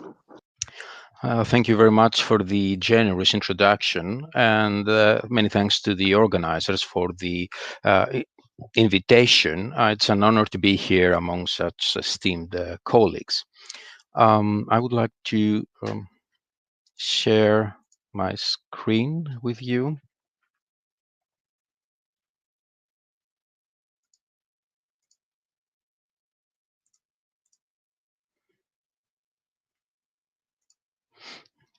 Okay, great. The title is slightly misleading, since it's only an instance from Soviet science fiction from the 70s that I'm going to discuss here today. However, some general comments may come from this. Already in the 1960s, a special subgenre had developed within the genre of science fiction that touched upon aspects of nature and future habitation. Early on, literary and cinematic works thematized the various moral and ethical dilemmas posed by rapid technological progress. Researchers now distinguish between three interlocking narrative trends in this tradition. The first, and probably most common, pertains to the construction of a post-apocalyptic narrative universe where usually earthbound protagonists struggle to survive. On some level, Tarkovsky's Stalker experiments with the narrative conventions of this trend, utilizing an earthly post-apocalyptic dystopia as the setting for the action. However, this paper will examine Stalker as a message of hope for the future, a coded utopia veiled behind the layers of decay and ruination that characterize the architecture of the movie. In other words, this paper will propose an alternative reading of the movie, one that foregrounds the primacy of space in the construction of a potent philosophical argument about utopia. Soviet science fiction is linked to the rise of interwar modernity and reflects the enthusiasm generated by the October Revolution. Stalin's death and the launch of Sputnik 1 marked the outset of the genre's post-war thematic and expressive renewal. Khrushchev's reformations and the Cold War space race, a constant source of pride for the Soviet society throughout the 60s, particularly after Gagarin's Vostok 1 success, paved the way for the second golden age of Soviet science fiction. This fresh rise to prominence of Soviet science fiction was accompanied by a restored interest in technology and at the same time an increasing skepticism against a high-tech artificial future world. Roadside Picnic, the science fiction novel by Boris and Arkady Strugatsky that provided the groundwork onto which Stalker was loosely based, was released in 1971 against this promising background. Having said that, it should be noted that the rich output of the 60s and the 70s was not limited to aspects of technological progress and the conquest of outer space. However, a more wide-ranging investigation of the genre is beyond the scope of this limited presentation. Arkady Strugatsky worked as a teacher and English and Japanese translator for the military until the early 50s, when he began his successful collaboration with his younger brother, Boris Strugatsky. Boris Strugatsky was an astronomer and a computer engineer, which I think is relevant to our discussion. Together, they produced some of the most popular works of Soviet science fiction and earned worldwide acclamation for elegantly balancing between creative imagination and scientific rationalism. A growing body of research on the Strugatsky brothers understands their legacy in a multitude of ways. As a political allegory with ideological underpinnings, as a bumpy transition to postmodernity for the Soviet society, as a folk tale anchored in Russian and Soviet tradition. However, literary critics appear to share some common ground regarding the Strugatsky brothers, insofar as the latter appear to put forward an image for the future as a humanistic, technocratic utopia that has little or no room for the Stalinist, bigger-than-life Soviet hero. Furthermore, they have substituted class struggle for the struggle of all humankind against an increasingly hostile environment, while science's ethical dilemmas fuel almost exclusively their take on history's dialectical scheme. These principles set with apocalyptic clarity the diegetic universe of Roadside Picnic, one of the most celebrated science fiction works of the genre. Roadside Picnic is a fairly brief science fiction novel that distances itself from the rest of the genre in as much as it shows little interest in describing alien life per se. But the enigmatic leftovers of an alien visitation to Earth and our inability to comprehend them and their impact on our planet. There appears to be very little speculation in the novel about their identity or their purpose. Humanity is portrayed as being cynically indifferent towards the alien visitation, and life continues with business as usual in a self-destructive mode. One may detect an ironic intent here, directed against the conventions of the genre that habitually tackles the encounter with alien civilizations as a turning point in the history of humankind. In doing so, the Strugatsky brothers shift the focus from outer space to this earthly world and from aliens to us humans, thus underscoring their essentially humanistic project. As a matter of fact, one of the narrative techniques that propel the story forward is the thematization of humanity's cognitive inadequacy. In this respect, Roadside Picnic follows the lead of Stanislav Lem's renowned Solaris, where knowledge of the world as an analytical process of noesis and the corresponding primacy of scientific endeavor are constantly undermined by a worldview that foregrounds perception through sensory stimuli. Lem's enigmatic, complex, and mutable ocean that covers the surface of planet Solaris and the cordoned off visitation zones by the Strugatsky brothers constitute literary spaces that illustrate a phenomenological epoche or bracketing according to Husserl.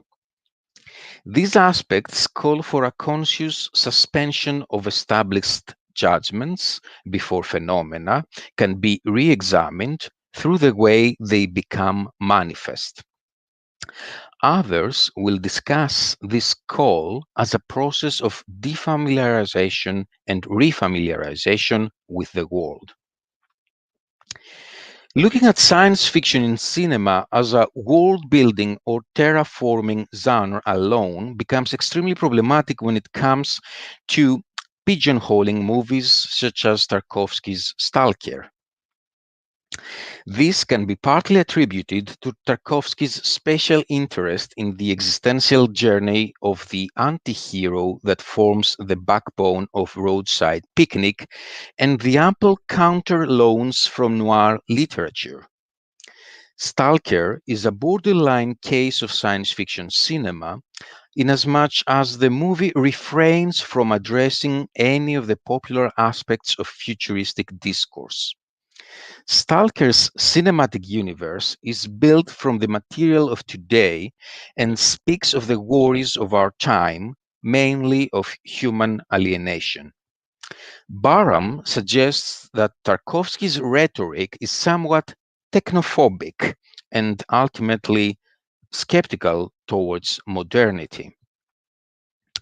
Tarkovsky's scientific technological skepticism, which also prevails in his 1972 movie Solaris, can be construed as the cultural response to an epoch that understood strict science as humanity's ultimate goal. In strict opposite to this, Tarkovsky's skepticism signposts the way for a phenomenological perspective as society's ethical imperative. The Strugatsky brothers finalized the script for Stalker in 1975, then titled Golden Ball. Suits began in 1977 in Moscow for the interiors and Tallinn, Estonia for the exteriors. However, Tarkovsky was not happy with the final result. A year later, using the discoloration of a batch of film as an excuse, he reshot the movie with a new director of photography, a new set designer, and a fresh script for which he claimed absolute ownership. The new version of the movie is a moralistic philosophical parable whose didactic message materializes within the spaces of the quarantined vegetation zone and through its processional architecture. The zone is the fourth protagonist of the movie, alongside the stalker, the writer, and the professor. The geography of the zone in Stalker is as baffling as its literary counterpart.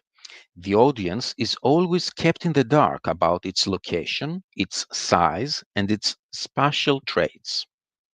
The zone could become any space, whatever and wherever, take any shape, simulate different topologies, and replicate various physical realities, qualities that were despised by Soviet censorship. The cinematic description of the zone is elliptical and vague. It consists of 5 sequences that correspond to matching movie sets and spatial environments: battlefield, dry tunnel, meat grinder, sand dunes, and finally the room that grants all wishes. This paper suggests that Tarkovsky's disjoint film sets become meaningful narrative spaces as a monumental architecture of procession. The zone is a carefully choreographed succession of exterior, interior, and in-between spaces whose respective boundaries are blurred.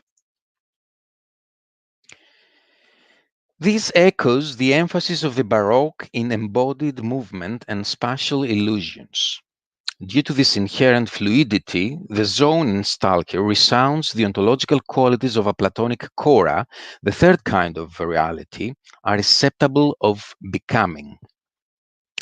Several researchers point out how the ruins in the zone create a typically Tarkovskian aesthetic of decay.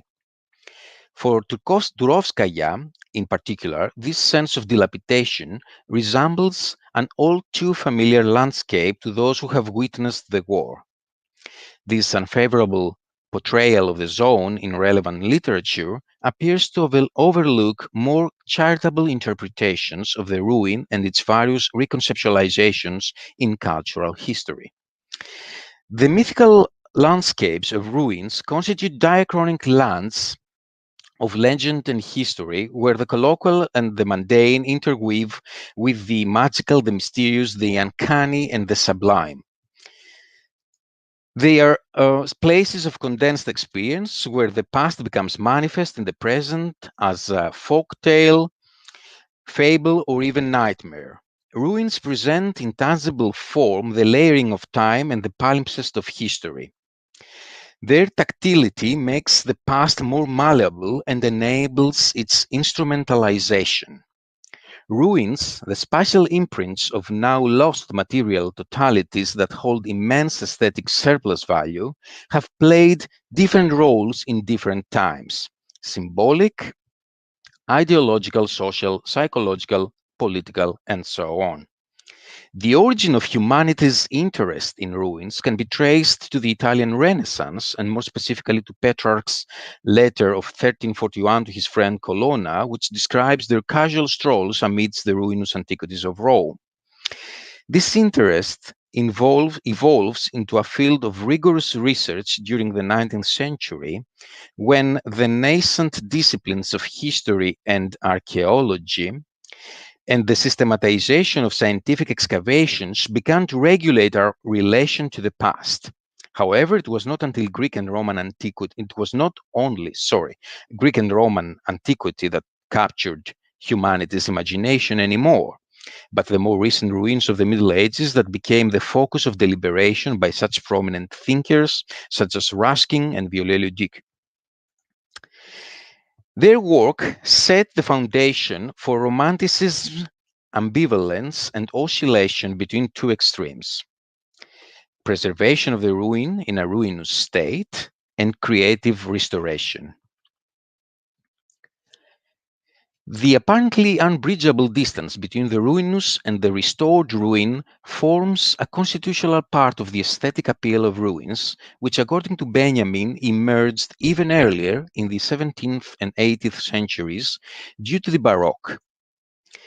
Baroque architecture invested in the intrinsic melancholy of the ruin, the sad realization that the past and its essential substance have been irrevocably lost. Ruins mark the space of this absence. They represent a rift with the present. The fragment of the ruinous ruin recalls the loss of a sought-after totality that now inhabits the nebulous landscapes of myth and history. In short, ruins facilitate daydreaming, and I think dream and reverie is a recurring theme in this conference, and I'm very glad about this. Industrial ruins, such as the carcasses of former power plants and dams that form the cinematic backgrounds and props in Stalker, qualify as particular species of ruination. For instance, abandoned factories do not play a significant role in nation-forming processes, such as constructing national identities, despite the recent emergence of industrial archaeology as a humanistic discipline. These humble and mostly unassuming cells of industrial heritage from the previous century cannot compete with the ornate monuments of the recent and distant past. However, despite their potential banality, they constitute silent witnesses of a lived past that allows for less institutionalized encounters with otherness. In this sense, investing in industrial ruins with aesthetic value can be construed as nothing short of a revolutionary act, an act of defiance against the systematic depreciation of our times for things that appear to have no clear-cut, tangible, and objectified use. Hence, the utopian trope of Tarkovsky's project. Industrial ruins are not vacant, outdated, valueless, perilous, or meaningless spaces. They constitute social condensers that have temporarily suspended their functions. They inhabit an uncharted territory between purposefulness and purposelessness, life and oblivion. Industrial ruins, similarly to the zone in Stalker, stand for a promise full of threatening and/or extraordinary prospects. This ambivalence, framed within the melancholy of the fragment, is responsible for the magical, mystical, and utopian attributes of the zone in Tarkovsky's Stalker. In conclusion, the zone in Stalker appears to have always been there on that earth and under that sky, so there's nothing utopian about it, functioning, though, as a temporal repository, a Foucauldian heterotopia of time. Accumulation of time is manifest in the presence of various decaying cinematic props, such as abandoned buildings or rusting machinery, an aesthetic of decay that has contributed to the unfavorable portrayal of the zone in relevant literature. However, decay is not merely a destructive process that leads to death, but a natural process that celebrates the circle of life and the temporality of our future existence. Because of this decay, humans may experience the passing of time. This becomes particularly true in the timeless landscape of the zone, where time rests within every rusty piece of metal, every moldy and dampened wall, every rotten piece of wood.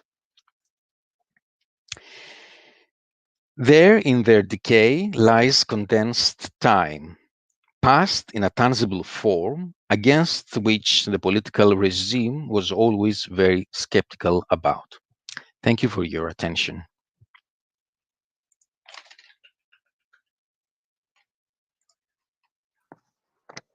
Thank you so much, Mr. Elifragis.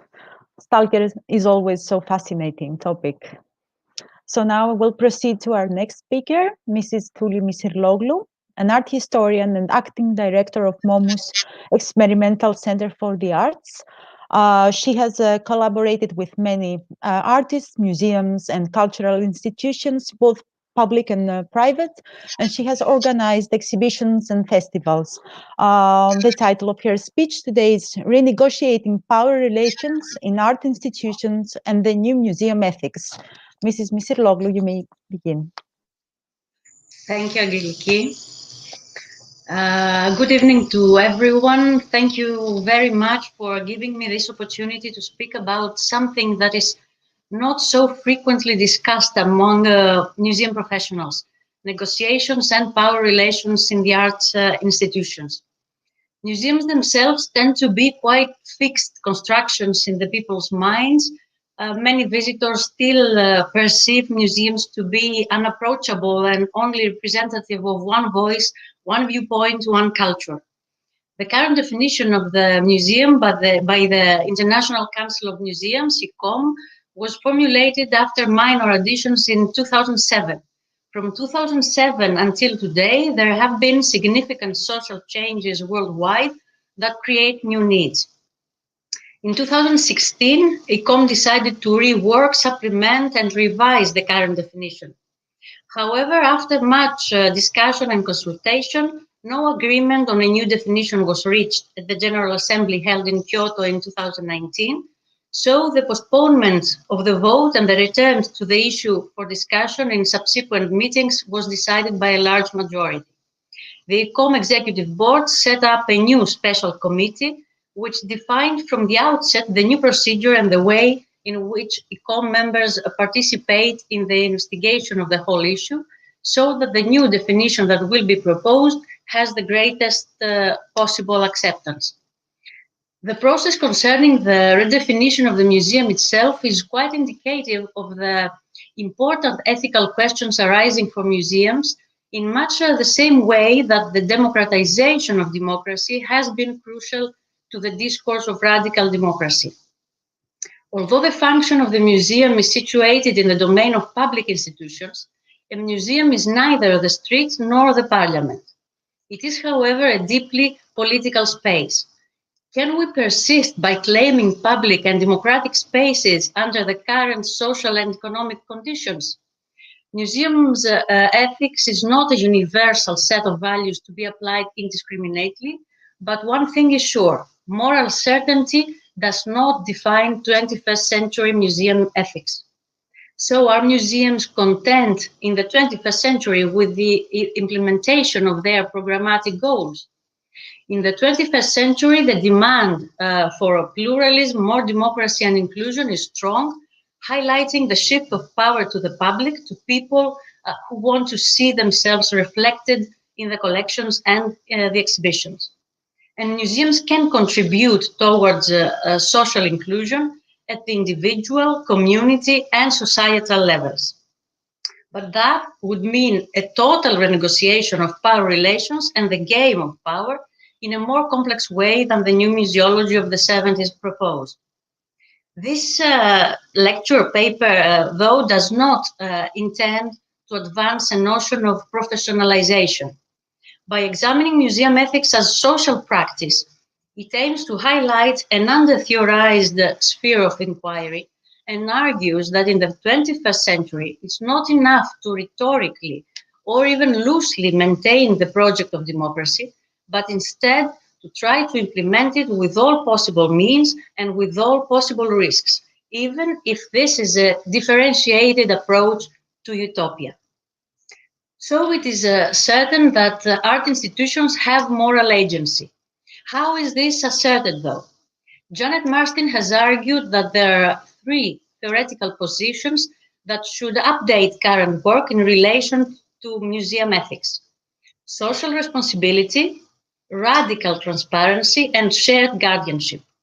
All three strands might sound as self-evident, but are they?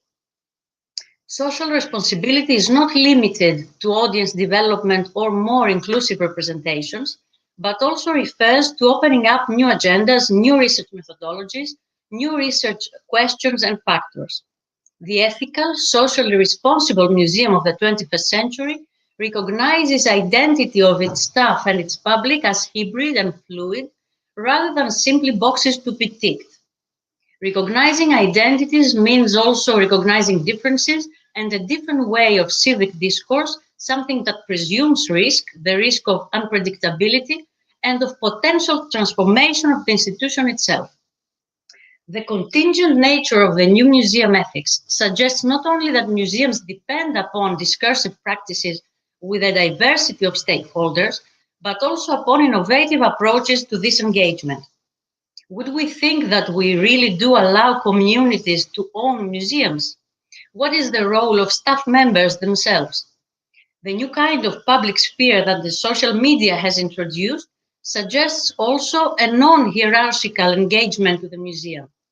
Bernadette Lynch suggests reciprocity as an effective mode to nurture shared authority. This kind of reciprocity redefines the values of the core in favor of those of the margins. Radical transparency refers equally to decisions made about administration, communication, and interpretation, no less than decisions about knowledge production. The hows and whys of the various decision-making processes is not about airing the dirty laundry of individuals or institutions. Such airings can betray trust and do not advance the debate. It is neither about the rationalization of power, nor about sharing all information equally, ignoring time-sensitive issues. Radical transparency not only describes, but also analyzes behavior and underlines its significance. It is a mode of communication that admits accountability. To exemplify it, in Martin's words, a transparent wall text might tell us that an artifact is of unknown provenance. A radically transparent wall text would additionally engage the ethical issues of exhibiting works of unknown provenance. The same goes for an array of broadly accessible communication tools, such as museum web pages, providing strategic plans, annual reports, collection policies, staff and board directories, or technologies that facilitate visitor-generated content, exhibition or artists' projects that criticize the museum, open storage policies, etc. Analyzing decision-making means a lot more for the culture of transparency than simply justifying behavior and decisions. Finally, shared guardianship means equal opportunities for all concerned to gain and create new knowledge from and about the museum. Feminism, post-colonial theory, and digital heritage studies have all contributed to the construction of a more contingent and fluid relationship between objects and experiences in the museum. This anticipates a corresponding transition from a stance of possession to one of guardianship. In this frame, material culture is more a social process rather than a body of concrete things. In the same way, artists had been seen, as Claire Bishop noted since the 90s, as those who produced situations and discursive practices rather than objects. The deconstruction of the binary relationship between virtuality and authenticity is part of the same thinking.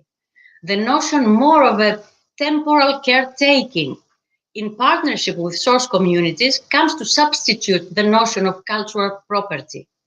Collections management in that frame permits a totally different access to knowledge. Do all these sound as wishes, as something we should just hope for? Does practice meet theory easily? Here is a reaction reported by one museum in the aftermath of an experience of community collaboration in co-producing an exhibition. There was a feeling of weariness, of disappointment, of frustration from the community members and the museum staff. Two of them had left. One member of the community embarked on an almost fanatical, vitriolic series of complaints and criticisms that the museum had no real understanding or knowledge of the community, that it lacked commitment and experience, that it was misappropriating the funds, that it was not transparent in its dealings with the community, that it was unprofessional and exclusive, that it was only concerned with completing the project for its own aims and not for any benefit to the community. And finally, and most damning, that the museum encouraged, and I quote, subterfuge, distrust, and competition within the community. Typically, museum professionals meet such conflict with a cool, managerial, or academic response, concealing a fear of the public rather than rising up to and embracing this fear of public. Perhaps something more honest and human is all that is required in these interactions. At a debate at the Manchester Museum, a member of the local community said, "We are here to challenge, and I fear that others may not challenge us back. It's not for you to just listen to us being angry and just listen. The point is the dialogue. The point is that we could be totally wrong. I don't personally believe I'm wrong, but I'm willing to listen to somebody who totally disagrees with me." Would that suggest a conflict between theory and practice, or between reality and aspirations? Here you can see an image in a moment. It's provided by Marston, and it illustrates the tensions that I described now, and is also to salute the University of Glasgow, since the image comes from a performance of Anthony Schrag at the Gallery of Modern Art in Glasgow. But it gets more complicated. Nora Sternfeld, who draws on Laclau and Mouffe, among others, in the last chapter of her book, The Radical Democratic Museum, an essay called Why Exhibit at All, creates, an almost post-apocalyptic utopia. She projects ahead into the year 2030, imagining a political, authoritarian, fascist turn to the right, in which she and a collective of artists, activists, researchers, and dissidents will live in a museum that they have occupied and taken over. In this context, they have developed an exhibition about the representational struggles of the last years, from 2013 to 2023, in museums, art academies, and other institutions that are critical of representation. And for this exhibition about practices of exhibiting, they gather snapshots from arts activism, funding programs, and work from artist collectives, and let us readers gain insight into the processes of writing and creating this exhibition. In this context, too, she is concerned with the question of whether the numerous anti-racist, feminist, and post-colonial struggles, which have problematized the history of violence, the dominance of certain cultures, the multiple exclusions and inequalities in museums, are or are not part of the capitalization of critique, and thus legitimize rather than challenge structures of power. The final question is of importance and not easy to answer. Can we exhibit conflict, activism, and negotiation without shutting them down? To sum up, the challenges presented by the inclusion agenda are in fact much more significant, and the implications more fundamental and far-reaching. Deeper thinking on the concepts of social inclusion and exclusion will require museums and the profession and the sector as a whole to radically rethink their purposes and goals. So, is cultural democracy possible in a museum? Can we, as museum workers, embrace the contingencies of museum work and its ethics? Can we promote the shift in emphasis from product to process, if that means to welcome conflicting views as a constructive contribution? And even if ethic codes do not resolve ethics issues, can we fight to promote an ethics of social change when seen as a matrix of other mechanisms?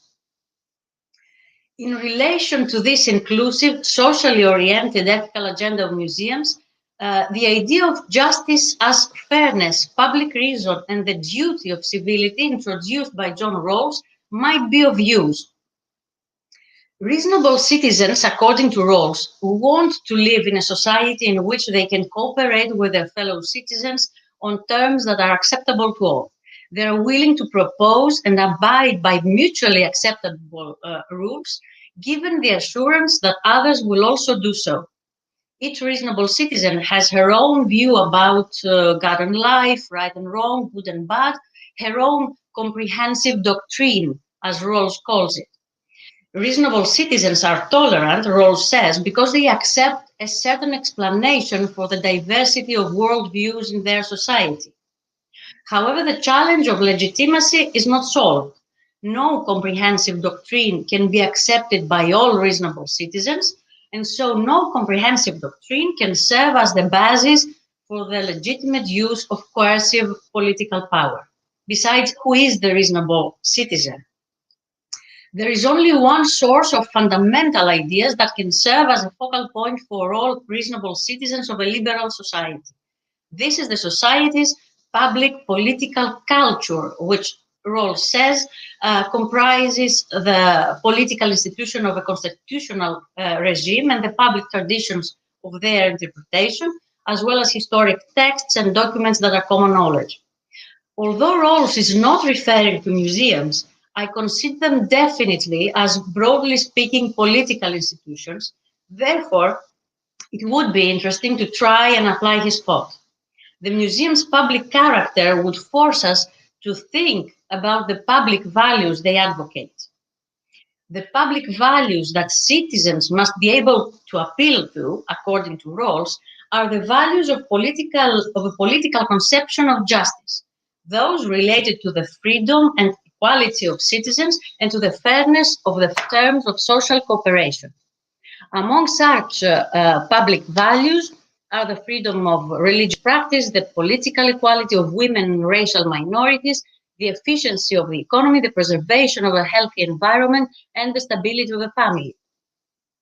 The museum professionals who exercise powers of public office would have a duty to constrain their decisions by public reason and should be able to justify their decisions by public standards of inquiry, by principles of reasoning and rules of evidence that all citizens could reasonably endorse.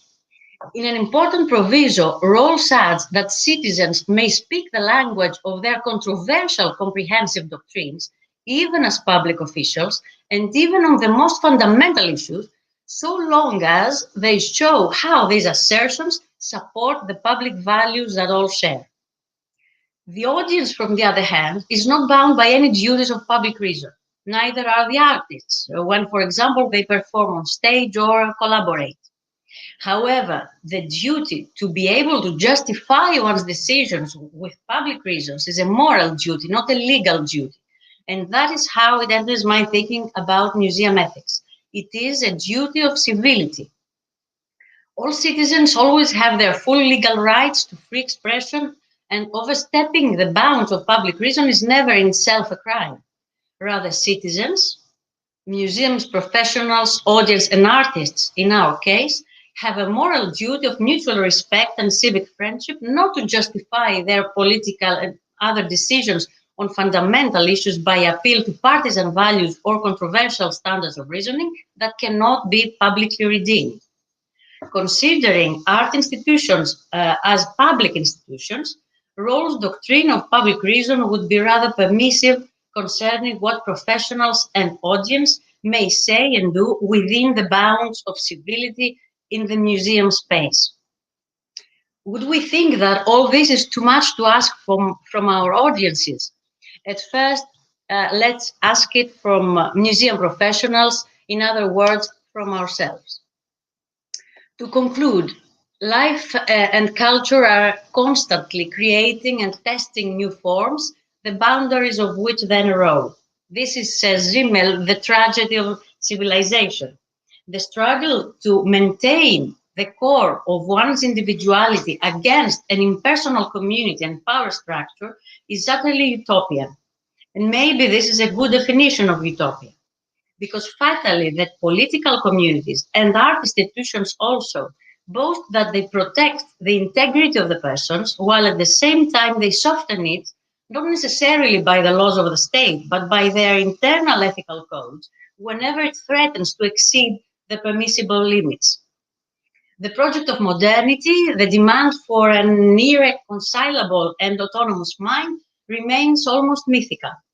But the community ultimately benefits from those who take the risk of standing up to it through the eyes of the assimilated other, the repatriated, or the foreigner. Can museum workers exist as such incompatible individuals and reasonable citizens at the same time, or will they dismantle the system of their institutions? Since museums are still considered as institutions that can be trusted, can museum workers train people into providing reasonable arguments about public values? Can the new moral philosophy in the institutional space of the arts become the vehicle for a beneficial parasite in the body of its slow-moving host? Can the claim of a social, cultural, and artistic emancipation, as well as the claim of civility, be expressed by the museums, their administrations, and the people who substantiate them? Or will it remain a utopia? An outlook to the future may entail that one does not merely aim at establishing other practices of representation, but is committed to think of them above all. Even if we cannot provide one conclusive answer to all questions asked above, if claims about the democratization of democracy and art may never be achieved, these claims must always be thought of and, if possible, be practiced. To what extent conflict and partiality, or consensus and individuality, will prevail will always be a matter that will rely on the soft power of each one of us, keeping in mind the main goal, to reinforce public reason. And to end, some days ago, I heard my 8-year-old son shouting enthusiastically to his friend while playing an online game, "Utopia, utopia, here it is." "What is this?" his friend asked. "It's this level in the game, this ring, where I always win," he replied. So, can we win too, together? And how many of us can fit into this we? Thank you very much. Thank you very much, Mrs. Misriloglu. It was a very interesting perspective on the matter of utopia. And now I will present Mr. Art-Costakis. He's an assistant professor of philosophy and legal method at the Faculty of Law of Aristotle University of Thessaloniki and the president of the Board of Administration of MOMus, our museum organization.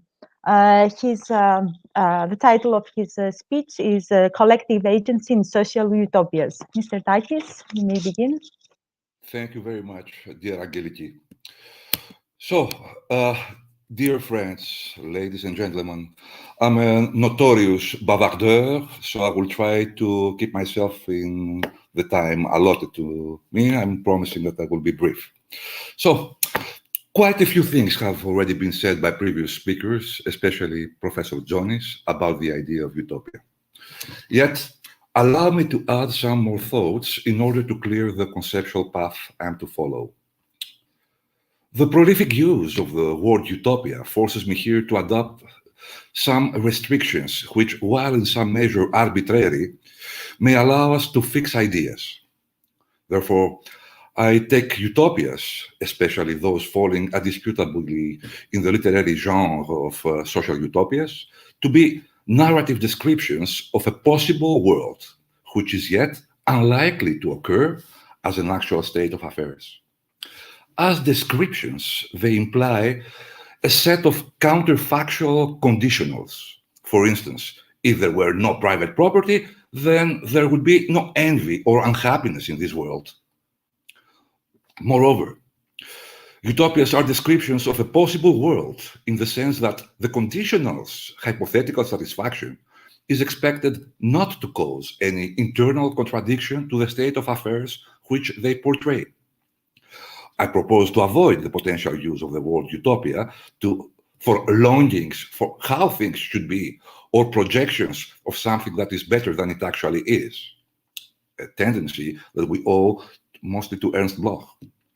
Following Leszek Kolakowski's suggestion in his tunnel lectures, one should rather restrict the reference of the term utopia to states of definitive and unsurpassable perfection, which are still attainable through human effort. This condition, though, rules out all imaginary depictions of states of affairs that are the outcome of natural or otherwise unintended processes, or even the working of the apocalyptic presence of some deus ex machina. Utopias are something that, supposedly at least, only we humans are to consciously make true. Yet, while possible in this sense, the states of affairs described by utopias remain extremely unlikely to take place because of our very condition of human frailty and finitude. Utopias function thus as sets of ideas limits that are to provide guidance and orientation to our efforts, but not meant to be ever completely achieved. I would like now to turn to a charge that is often raised nowadays against utopias and utopian thinking. It is true that a common theme, as well as a core idea of most literary utopias, is that of a universal brotherhood. Yet, it has been pointed out that any attempt to implement this idea is bound to produce a highly despotic society, which, to simulate the impossible perfection, will stifle the expression of conflict and thus destroy the life of culture by totalitarian coercion. There is actually something inherently contradictory to the idea of a politically enacted and politically enforced condition of universal fraternity. And there have been many, especially after the demise of Soviet regimes, that are blaming this very idea of universal brotherhood and its actual political connotations for the degeneration of the literary genre into hors la mode science fiction. Nevertheless, what is common to all these critical views is the fact that they seem to understand the idea of universal fraternity solely as an end result of the utopian project. That is, as a state of affairs, among others, to be achieved or brought about through human effort under the guidance of the utopian script. Universal fraternity is taken thus as a semantic feature, or at best, a perlocutionary effect of the utopian narrative. What such views seem to miss, though, is that the idea of universal brotherhood may be crucially present as a necessary feature of the pragmatics of utopian discourse. As narrative expression of both artistic as well as theoretical imagination, utopias should also be considered as performances which by their narrative enactment address the wide public, actual or future, aiming to persuade and arouse it to action. Their performative function, then, would be to invite or even incite the individual addressees to participate in a wide collective action for the definitive reformation of the social world. One is tempted to understand them as a narrative call to arms. Brothers, let's make our world the best possible. My point, then, is that utopian discourse, through its performative function, succinctly foreshadows or implicitly evokes a type of collective agency to whom the realization of utopia is entrusted. The universalistic character of its discursive address determines thus the scope of utopia's practical reach by structuring its collective subject. Who might this agent be? Let me try cursorily for the rest of my time to review some probable answers. So, one should rule out from the beginning all cases where the universal audience of utopian performance is understood as a collection of individuals whose uncoordinated action, stemming out of any possible motive, may result to the bringing about of the state of affairs envisioned by utopia. As I have already stressed at the beginning, utopias are meant to be realized through conscious joint effort of humanity, not as an unintended consequence of random action of a multitude of individual agents. Thus, say, a neoliberal utopia is simply not a utopia, unless Joint action is confined to the conscious obedience to the strictures enacted by a central coordinating agency able to enforce them, turning thus neoliberalism into a statist ideology.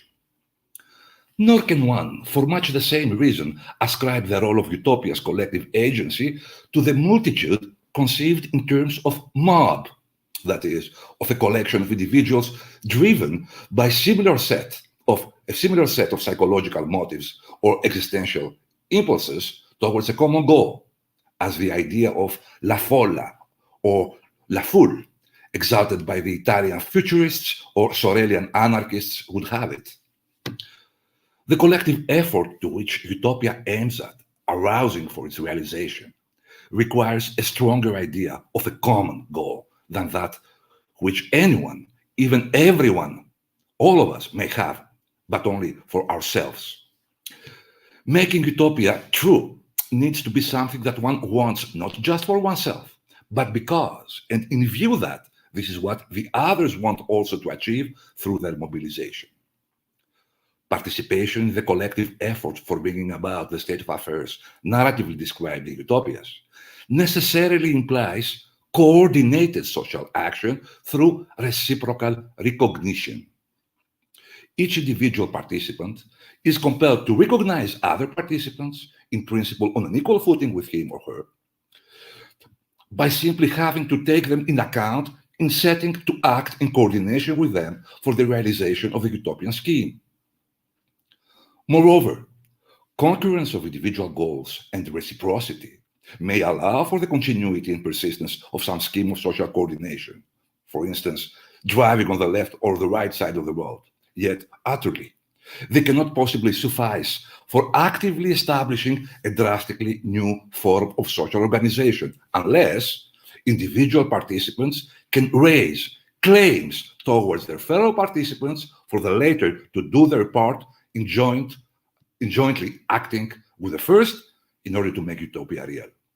But this in turn implies that setting for oneself the goal of making utopia true is something one does not only in view of the fact that the others do the same, but also that one necessarily adopts the realization of utopia as a goal that each and everyone else should also have, and assume that others in fact do likewise.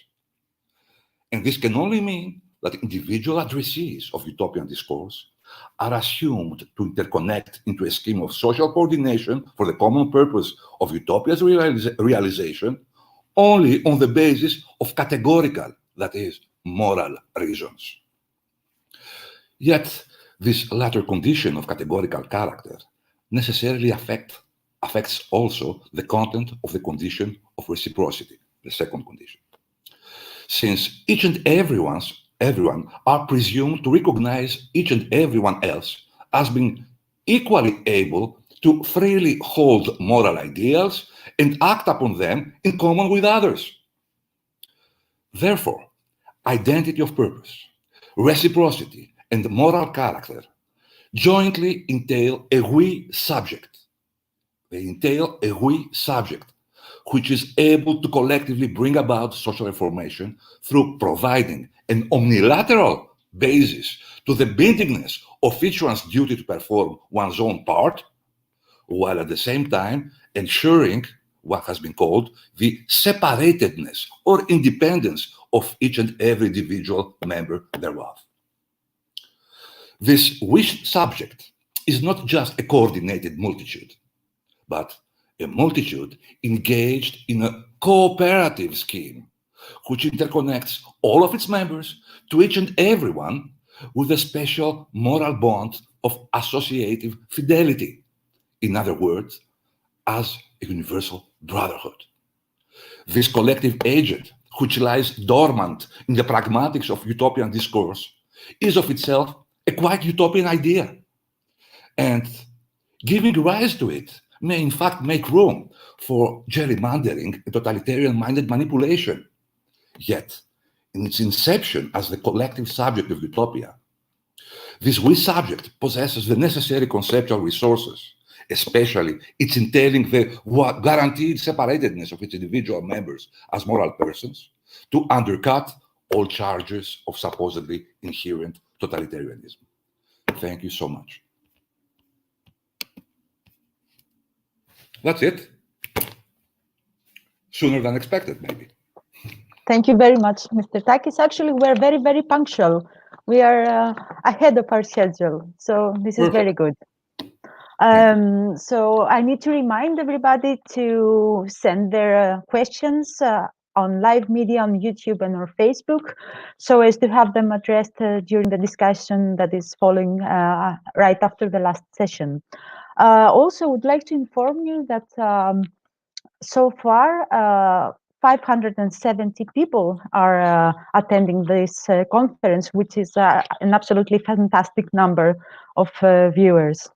So now I have the pleasure to present you our next speaker, who is Mrs. Christina Loder, Emerita Professor, scholar of Russian art of the early 20th century and president of the Malevich Society.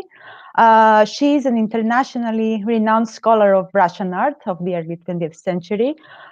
She has had many publications, including Russian Constructivism, Constructing Modernity, the Art and Career of Naum Gabo, Rethinking Malevich, Utopian Reality, Reconstructing Culture in Revolutionary Russia and Beyond, and so on and so forth. Mrs. Loder, hello, nice to see you again. Lovely to see you, and thank you for those very kind words. I'm most grateful. Thank you. It's wonderful to be here. It's wonderful to see everybody, and even if it's only virtually. And thanks everybody for such wonderful, absolutely stimulating papers. I've enjoyed everything and learned a great deal. As several speakers have pointed out, utopia is a general concept and aspiration that has inspired humanity throughout the ages, long before and long after the word itself was coined by Thomas More in 1516. Utopian thinking, as Maria and everyone else has pointed out, was a crucial aspect of art and politics during the revolutionary period in Russia.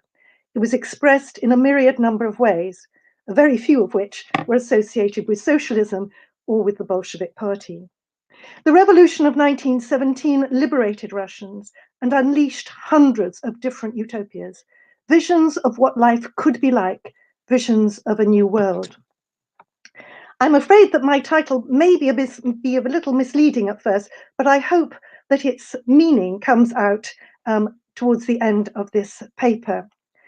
In fact, I want to focus on Lenin's plan of monumental propaganda, which was officially launched in April 1918, and I want to look at its utopian aspect and its very explicit links to Tommaso Campanella's treatise, City of the Sun, of 1602. This, of course, was itself inspired by Thomas More's Utopia of 1516. Campanella, like More, emphasized education, social equality, and property in common. But it is particularly the aspect of education that seems to have inspired Lenin.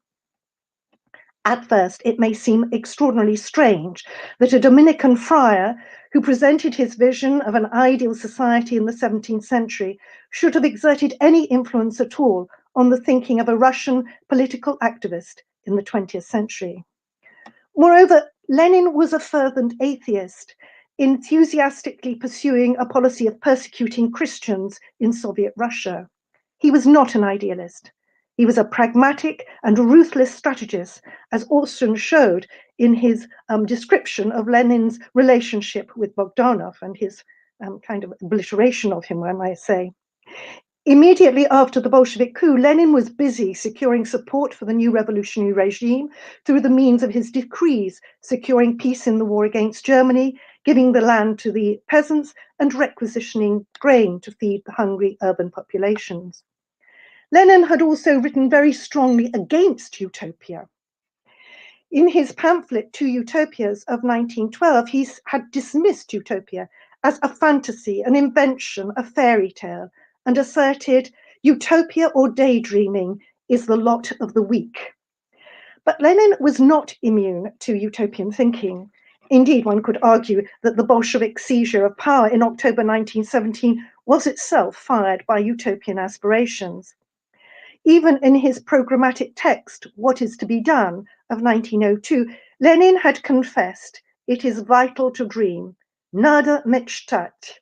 He had then gone on to quote from Pisarev, "The divergence between dream and reality is not harmful, as long as the dreamer sincerely believes in his dream, takes a serious view of life, compares his observations with his castles in the air, and in general works conscientiously towards realizing his fantasy." Lenin concluded, "This is the proper kind of dreaming. Unfortunately, there are all too few such dreamers in our movement." In The State and Revolution, written on the eve of the Bolshevik coup in 1917, Lenin had presented a utopian vision of the future. He stated, "Socialism will shorten the working day, will raise the people to a new life, will create such conditions for the majority of the population as will enable everybody, without exception, to perform state functions. And this will lead to the completely withering away of every form of the state in general." Now, Lenin had known about Campanella since 1908, when Maxim Gorky had brought Campanella's text to his attention during his visit to Capri, or Lenin's visit to Capri. A Russian translation of The City of the Sun was published in 1906 as a supplement to the journal Vesmirny Viesnik, the World Herald, and as a separate book in 1907. In 1918, the Petrograd Soviet reissued this translation, as well as a translation of MOMus-Utopia, originally published in 1903. Lenin was concerned with education. He wrote before the revolution, "There will come a time when the liberated masses will seize science, knowledge, literature, art, and architecture, and will show the world wonderful new achievements in these fields." What seems to have struck Lenin was the way in which the built environment of Campanella's City of the Sun acted as an outdoors museum, library, and school, making knowledge and art accessible to every inhabitant and easy to assimilate. Campanella had stressed that this system allowed children to be educated easily and without effort, as they absorbed the lessons from the walls as they walked around and went about their daily business. The city had 7 concentric walls, and of these 6 were decorated on both sides with paintings and sculptures and plaques relating to various areas of knowledge, including mathematics, the sciences, history, biology, culture, botany, zoology, philosophy, and the heroes of the modern world, thinkers. Even the walls of the temple in the middle of the city were adorned with the various constellations and stars with information about them. In early 1918, Lenin told Lunacharsky that he wanted to develop Campanella's idea, and he explained his own concept for monumental propaganda. He had said that he had had this idea for a long time. Lunacharsky was sympathetic. He too admired Campanella and had even written a play about the utopian thinker. According to Lunacharsky, Lenin said, "Campanella, in his City of the Sun, says that the walls of his fantastic socialist city are covered with frescoes, which, serving the youth as a graphic lesson in natural science and history, arouse civic feelings and, in a word, participate in the business of raising and educating the next generation. It seems to me that this is far from being naive, and with certain changes could be adopted by us and put into operation now." I have called what I am thinking of monumental propaganda. Our climate is not conducive to the frescoes of which Campanella dreamed. Here, in various public places, on walls or special buildings, it might be possible to place short but effective slogans, expressing the essential principles and ideas of Marxism. Also, perhaps some concise phrases about a great historical event. At the moment, I am not thinking of something permanent or even long-lasting. Let this be temporary. I consider sculptures to be even more important, busts or complete figures or groups in relief. Now, in this statement, Lenin emphasized that it was an idea that he had had for a long time. And this suggests that he had read Campanella some time ago, probably when he was on Capri in 1908. He remembered the essentials, but he seems to have forgotten that the City of the Sun did not just contain frescoes, but also sculptures and plaques. On the 13th of April 1918, Lenin signed the Decree of Monuments, which was then published the following day in Pravda. Its full title was a decree concerning the removal of monuments erected in honor of the Tsars and their servants and the development of monuments to the Russian Socialist Revolution. This included monuments to outstanding persons in the field of revolutionary and social activity, philosophy, literature, science, and art. The decree entailed, one, identifying monuments to be removed and, of course, removing them. Secondly, organizing competitions for projected monuments to be judged by the public. Thirdly, replacing all Tsarist emblems and inscriptions with revolutionary emblems and slogans. By August 1918, a list of figures to whom it was proposed to erect monuments was drawn up and published. In September 1918, the first monument was unveiled. And between 1918 and 1923, about 70 monuments were erected in the Soviet Union, made from plaster, wood, and concrete. And most of these were located in Moscow, but there were some in Petrograd, Kiev, Kazan, and elsewhere. The list of figures to be honored was published in Izvestia on the 2nd of August. It had been ratified by Lenin. It was wide-ranging, both geographically and ideologically. This breadth of political and cultural liberalism emulates Campanella, who in his list of heroes depicted on the walls included warriors, writers, philosophers, scholars of all kinds, and even religious figures like Christ and Mohammed. Apparently of Mohammed, the inhabitants of the City of the Sun did not have a very high opinion. Lenin, too, like Campanella, had included cultural and political figures with whom he had little sympathy, like the anarchist Bakunin and Gleb Uspensky, who had been a prominent Narodnik, a member of the People's Will. The August list was not definitive and was altered during the following months. Of the 6 categories that was published in August, that of the socialists and political activists was the largest. It included figures from ancient history like Spartacus, but also French revolutionaries like Danton and Robespierre. This display of revolutionary history through monuments followed Campanella's precedent, but also had the advantage of placing the Bolshevik coup within a line of historical continuity, associating them with Russia's revolutionary past and with the French Revolution. Consequently, it helped to validate the Bolshevik coup. In this respect, too, the list combined utopian aspirations with pragmatic strategy, fusing wider educational aims with specifically political objectives. The inclusion of figures from the People's Will movement, the socialist thinker Georgy Plekhanov, and revolutionaries like Pestel, Perovskaya, and Hautorin, who had been hanged by the autocracy, would have been generally welcomed by the intelligentsia, whatever their feelings about Bolshevism itself.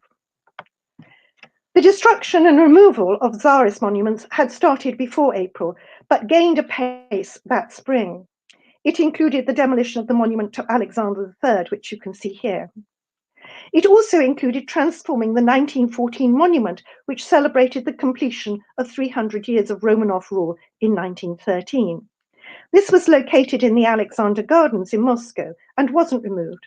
Instead, it was converted into a monument listing socialist heroes.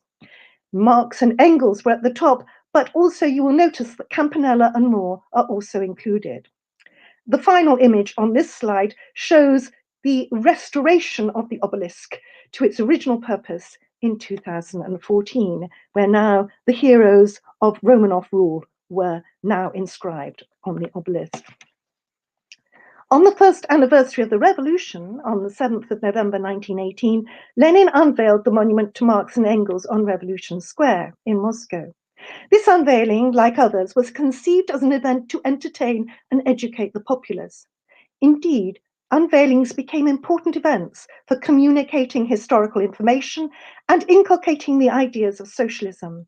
Speeches, explanations, and music made each ceremony, and I quote, an act of propaganda and a small festival. With the hardships of the Civil War beginning to intensify shortages, such events became popular and fairly well attended. Small booklets under the general title, "To Whom We Are Erecting Monuments," were also published, to act as permanent reminders to disseminate information supplied at the little unveilings. Public scrutiny of the projected sculptures submitted could be harsh, although it did not seem to operate until the monuments were actually in situ. This particular statue was rather unceremoniously dubbed "Two Men in a Tub." Lenin said that the monuments should act as professors, podiums on the street, from which fresh words and rousing thoughts and notions must soar straight to the people. In other words, the monuments turned the cities into museums, schools, and also imparted a certain reverent atmosphere appropriate to a religious institution like a church. The unveilings, with their inherently educational aim, were very similar to the talks that Campanella described in City of the Sun. The elders there gave children talks, took them around the city and explained the various scientific, mathematical, and historical information inscribed on the walls. Indeed, just as in Campanella's city, Russian children were also to be taken around the city and told about the lives and exploits of the figures depicted in the statues. To help, a short biography of each individual was attached to the pedestal of each sculpture. As in the City of the Sun, Soviet cities were also adorned with plaques, reliefs, and slabs with text and images. Some of these texts were even composed by Lenin himself. This is Sergei Konenkov's memorial plaque to those who fell fighting for the cause of peace and brotherhood of nations, in other words, in the revolution. It's a bas-relief made of tinted cement and is now in the State Russian Museum in St. Petersburg. Originally, it was affixed to the walls of the Senate Tower of the Moscow Kremlin. It was unveiled on the 7th of November 1918 by Lenin. The monuments, as these slides may have conveyed to you, were of various very different and very varied styles. Some, like these two, de La Salle and Danton, were in a classically austere style. Danton's crude features, almost primitive in their rendition, jut forward, symbolizing revolutionary determination and the power of sheer personality. On the other hand, La Salle resembles a figure from antiquity, a Roman general surveying the troops. Most of the monuments were figurative and celebrated individuals, but some were to more abstract concepts, like this one to the Soviet Constitution, comprising an obelisk and a figure of freedom. A postcard labels it the Statue of Liberty, though hardly in competition with its American rival. Some monuments were made using more recent artistic approaches, such as cubism and even abstraction. The public disliked Korolov's monument to Bakunin. They called it a scarecrow and demolished its wooden supports to use as firewood and destroyed it before it could be unveiled. Nikolai Kolly's monument, the Red Wedge of 1918, seems to be the only abstract monument actually built. It celebrated the revolutionaries' defeat of Tsarist forces, which tried to quell the revolution in Petrograd in November 1917. It was apparently made of cloth stretched over a wooden frame. This information came from the architect Bertold Lubetkin, who told me that as a young man in Russia, he had actually slept inside it, a kind of elaborate tent, you might say. Lenin had followed Campanella in his attempts to transform the city into an educational environment, embodying images of history, culture, science, and politics. Vladimir Tatlin seems to have been inspired also by this concept. He was in charge of executing the plan of monumental propaganda in Petrograd. In June 1918, he had reported to Savnarkom and stressed that, quotes, "the state as it is now cannot and must not be the initiator of bad taste." He emphasized the need for a revolutionary form to complement the revolutionary objectives of the plan. In August 1918, he wrote that the monuments were not only monuments to outstanding individuals, but also monuments to the Russian Revolution, monuments to a relationship between the state and art, which hasn't existed until now. In early 1919, he began work on his own project to be a monument to the revolution. It was to be revolutionary in form and to perform a revolutionary function in a revolutionary situation. Tatlin was evidently reacting against the figurative and static nature of the monument so far produced. But he was also responding to the utopian element in Lenin's plan. Lenin wanted to teach through art, to educate the populace, to enable them to acquire culture and ultimately contribute to it, as well as to win their hearts and minds for socialism. Tatlin responded to that intention. His monument was to become the headquarters of the Third Communist International. A third higher than the Eiffel Tower, it was to house its legislative, administrative, and executive offices, along with its centers for producing and disseminating information and propaganda. The enormous structure of iron and glass, which Maria described so accurately for us and so evocatively, this enormous structure of iron and glass surmounted by radio masts was to act as a beacon of revolution, proclaiming the revolutionary message to the world. Both the spirit of Lenin's plan of monumental propaganda and Campanella's intention for the walls of the City of the Sun to act as sources for education and enlightenment seem to me to have found a clear and spontaneous response in Tatlin's grandiose conception. In this way, I would argue that Campanella's vision, which inspired Lenin's plan, also inspired Tatlin's tower. This tower has become an icon of revolution and the embodiment of utopian aspirations, embracing and fusing art and politics. As Maria showed, Tatlin's project still continues to inspire artists today. It is evidence of utopia as a never-ending story. Thank you. Thank you so much, Mrs. Loder. It was a great pleasure to have you here. So this was our last speaker, and next we will proceed with 4 statements from our guest panelists.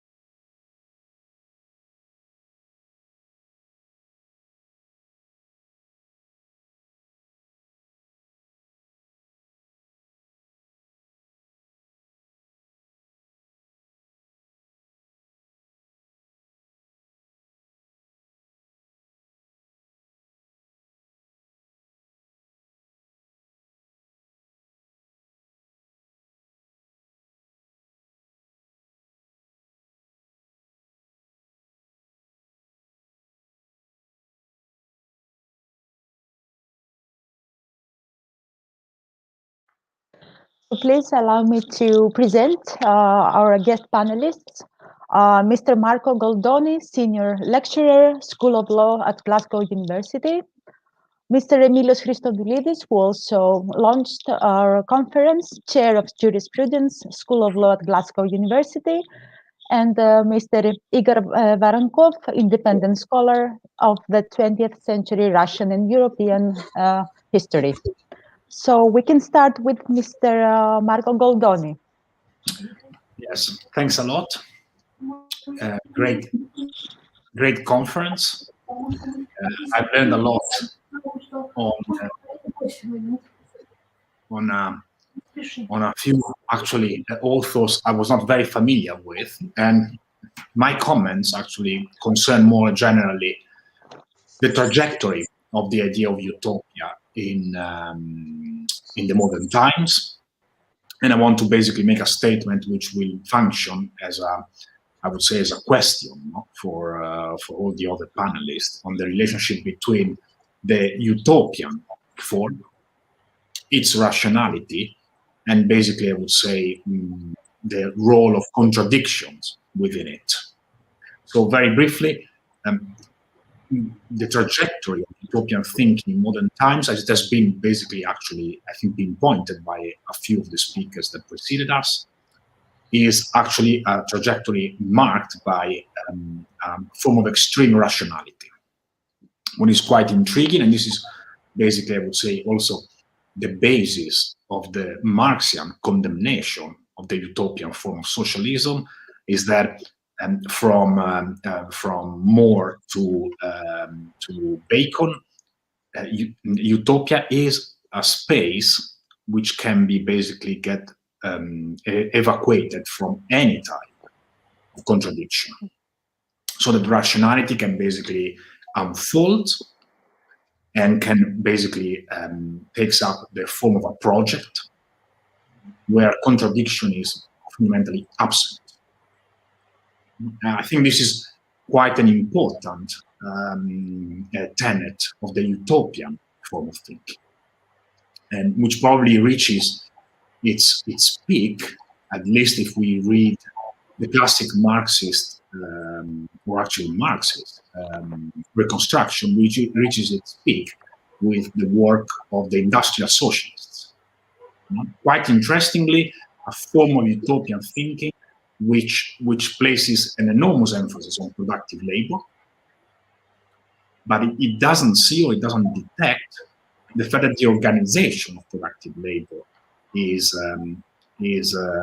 riddled within the modern capitalism with contradictions. And so in this sense, under this aspect, for Marx, this is a sign, quite interestingly, of the absence of any scientific character of that type of socialism. The utopian socialism, this is an interesting reversal, is the opposite of a scientific socialism. It is deprived of the character of science, of modern science. And I find this quite intriguing, because in my impression is that against the modern line of development of the utopian way of thinking, Marx actually turns it upside down. So the utopian form of thinking is, in modern times, a way of coupling together political order, knowledge, and technology, and in a way that it basically, I would say, goes or pass through all the major authors of modern times, and probably reaches, as I was saying, the industrial socialists. For Marx, this is the opposite. That type of utopian form of thinking is a way of decoupling science and order. And that's quite an interesting challenge. It's quite an interesting challenge to the type of utopian form of thinking that we have been discussing today. And I find it quite challenging in light, in particular, of what we were saying about this seminal figure, basically Lenin's great adversary, theoretical adversary, which was Bogdanov, for whom actually was conceivable a technology, a science of organization that would actually be completely depleted of any type of contradiction. And in fact, what one might actually wonder or ponder, and this might be a question that we would like to address, what is exactly the space that is left, or the function, if I may talk of a function here, that is left to class struggle in Bogdanov's thinking. Now, I want to wrap up quite quickly my statement, and I want to pinpoint to another development that, quite interestingly, it hasn't been touched upon, and a development of which actually I have only a cursory understanding, but which I find quite intriguing as well. That is that while in Russian both artistic and philosophical thinking, the beginning of the 20th century is actually usually captures forms of extreme rationalism. Some thinkers, I'm thinking in particular about Germany at the beginning of the 20th century, tries to, or the first half of the 20th century, to give it a very wide scope, tries actually to cope with a certain crisis of the utopian form of thinking by trying to inject new energy in that way of thinking, by basically rescuing a particular type of messianic attitude. Look how interesting and also how ironic is, at a certain level, this turn actually, I would say, of philosophical thinking. A way of thinking like the utopian form of thinking, which was basically the antithesis, no, of the medieval and even ancient model of modality of the prophecy. So the utopian model form of thinking is basically not making any reference, no, to religious foundations. Is now injected, and there's an attempt, no, to revive it by actually evoking, no, a certain type of messianic attitude. I mean, probably Walter Benjamin is the most outspoken thinker of this type of attitude. But let's think also about a more recent, I mean, relatively recent attempt by Ernst Bloch to revive, no, with the principle of hope and principle of responsibility, a certain type of messianic understanding. So that again, no, what a certain type of energy that seemed lost in Western Europe is again, I would say, conjured up by trying to graft a religious element or a theological, to be more precise, more accurate, a theological aspect to a form of thinking which is originally actually fundamentally decoupled, no, from religion and from any theological dimension. And one wonders, and this is my doubt at this stage, whether this is an operation that is actually fruitful or not. And I have my serious doubts about it. My impression is that with that operation, by grafting, you know, that element of the prophecy, a certain type of, sort of materialist thinking is not only bringing back authority to a certain type of mystical foundation, but it is also basically making even more invisible the question of the foundation of the materiality itself of the legal and political order, which is the question of the relationship between capital and labor. And I will just leave it at there as basically an open question if we want to discuss it. Thanks. Thank you so much, Mr. Baldoni. We can proceed to Mr. Emilios Christodoulidis. Yes, thank you very much. What I will try and do is maybe gather some thoughts from these fascinating series of papers, and maybe ask a couple of questions that I think a lot of these papers, a lot of these thoughts converge on a couple of questions, but also have been tasked with answering one question from the audience, so I might begin with that. So there was a question early on, I'll just read it from the comments. If utopia is an ideal social condition, it means that it should be proposed by human beings who also need to be ideal. The notion of the ideal man versus the non-ideal one has strong nationalistic and racist connotations. Isn't this a big contradiction for the interpretation of utopia? Now, this kind of question touches a little bit upon what Andreas Takis was also talking about, with the worry about the fall into totalitarian thinking. But I think it's a key question in this sense, because the answer now brings us onto the terrain of utopia, depends on whether one starts with a negative or a positive gesture. So if one begins with a positive gesture, that is of saying, here is the blueprint for utopia, here is what the ideal society needs to be, one is close to totalitarian thinking and the danger that's identified by the question. But if one begins with a negative gesture, there is something far more interesting in the theorization of utopia in this.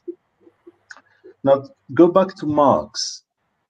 Marx never gave a blueprint of the communist society, so his wasn't a positive nature. Okay, we've talked a lot about Lenin today, not so much about Marx. Lenin's is clearly a positive gesture, but Marx's is not a blueprint. Marx says if there is a release from the topos, if we can break from a certain way of thinking about human association, if we can break from a condition that is catastrophic of human association, then perhaps we can release human potential and human association and human society. That is a moment not of prescription, but of release. It is not a positive, but a negative gesture, because the topos is catastrophic. Marx calls it commodification. It's the idea that social interchange is ab initio caught up in the commodity form and severely undercut. So utopia here is a move against that topos, a topos that grounds human association into the condition of commodity, of the logic of the commodity. Now, in a sense, and I finished this first point, I have one second point. In a sense, and perhaps connecting to Marco's plea to look at the connection between utopia and contradiction, there is perhaps a contradiction in utopia in the way in which the negative and the positive interface, because on the one hand, and this is, I refer back to Art-Costakis' point, on the one hand, we have a universal brotherhood, and that seems to be totalitarian, or lead, and Derrida also talks about every time one speaks of the presence of the people, it immediately shades into totalitarianism. And yet at the same time, what would it mean to have an aspiration of brotherhood and of solidarity that isn't universal? So there is something we're caught up in a bit of a contradictory problem here, problem of contradiction. And I agree very much with Andreas's argument about the formative enactments and a we that respect certain procedural requirements, even if they're Rawlsian, but one that's, we're not stuck in the contradiction, we can work with it, but we shouldn't shy away from the fact that utopia presents us with both sides of a social dynamic that is problematic, that is perhaps even dangerous. Yeah? But let me pick up a couple of points. This is my second point. I think we do have a little bit of time. Yes, we do. Okay. I just wanted to connect a few things, and going back to the idea again of utopia, of this negation of topos, the negative moment, the negation of ground. Okay, look how interesting it is that utopia is defined, in a moment of negativity. It is that which defies locution. It is not the suggestion of a different locution. Initially, utopian thought is that which departs from a certain way of understanding the world. It departs to move away from, let's say, a given economy of representation. And I say this in order to capture so much of the wealth of today's presentations, which were all about the economies of representation and trying to challenge ways in which those economies operated, whether it had to do with the disrespect of given boundaries, with Tatlin, a refusal to respect boundaries, whether with Alberti earlier, it is about the unclassifiable genre. Again, the utopian linked with the refusal to accept the given. Utopia linked, if you like, with what breaks with a certain order or a certain economy of understanding and representation. And I want to finish with this really interesting thought of how this negative gesture can actually happen, what might allow it passage. And again, I'm always intrigued by the idea of the dialectic, the idea that something that is born out of what exists, in Arvatov's words, the bosom of the old order, something that comes from it, because of course that is where things are generated in existing situation. What is born out of what is, under what conditions, and yet can transcend that condition, which is a moment of utopia. And these are not smooth transitions. These are not smooth passages. And Dr. Ali Fragis did extremely well to alert us to this idea of the epoche and that which is suspended. And I finish with this idea of a suspension of the established lineages, a defamiliarization, yeah? The idea of epoche, the idea of that which is suspended. He didn't mention this, but Husserl, since he was talking about phenomenology, has this notion of the strange. And the notion of the strange in Husserl is precisely that which defamiliarizes, that which invites, that which disturbs, if you like, the smooth passage in the emergence of the phenomenon. And what's so interesting about Tarkovsky and Stalker, and thank you very much for those extraordinary pictures of the zone and the blurring of the boundaries, the zone as a space of the succession of spaces. Everything equivocates here. This is the realm of pure ambivalence. And there's something beautiful about the unsettledness that captures something, I think, about the utopian vein. This idea of something that departs from the ways in which things are processed. Things are processed down particular path dependencies and the potential that is generated by refusing to follow those paths. Okay, I'll stop there. Thank you. Thank you, Mr. Christodoulidis, for your insights. Now, Mr. Voronkov, please, you can begin with your statement. Thank you. Good evening. In October 1961, the 22nd Congress of the Communist Party of the Soviet Union solemnly proclaimed that the present generation of Soviet people will live under communism. Nikita Khrushchev, the party leader, clarified that the arrival of communism is expected by 1980. I was a little boy at that time, but I remembered this promise. In 1980, I was already grown up person, and the main joke of the year was that the party decided to replace communism with the Olympic Games. The Summer Olympics happened in Moscow that year, boycotted by 66 countries because of the Soviet invasion in Afghanistan. The streets of the capital were empty, but the shops were full of foreign food and goods. That was a distinct feeling of carnival. 6 years later, Chernobyl exploded, and after another 5 years, the Soviet Union collapsed. This is how I lived through the hopes and the failures of the first communist utopia.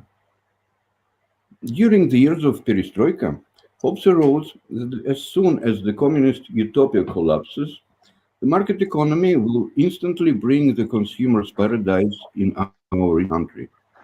Other hopes were placed on democracy and freedom to provide a stable and secure state. In the night, this market utopia didn't totally collapse, but led to the impoverishment of the population, the creation of an oligarchic state, heavy social inequality, and mass migration. Besides, the cruel war in Chechnya, the growing terrorist threat, criminal clashes in Russian cities made people disillusioned with democracy. People were waiting for the strong hand to restore the order. This is how the colonial appeared on the political horizon. The capitalist utopia wasn't abandoned, but provisionally democracy was reduced to the managed democracy, federalism and self-government to the vertical of power. During the first decade of the 21st century, the war in Chechnya was ended, economy was stabilized, and growth began. The incomes dramatically increased. Some of the oligarchs were put in prison or pushed to immigration. The order was restored. People felt themselves more secure, wealthy, and comparatively happy. In a way, it was a fulfillment of the promised consumer's paradise. The public interest in politics plummeted. It was a kind of agreement with the state: don't interfere with politics, and we won't touch you.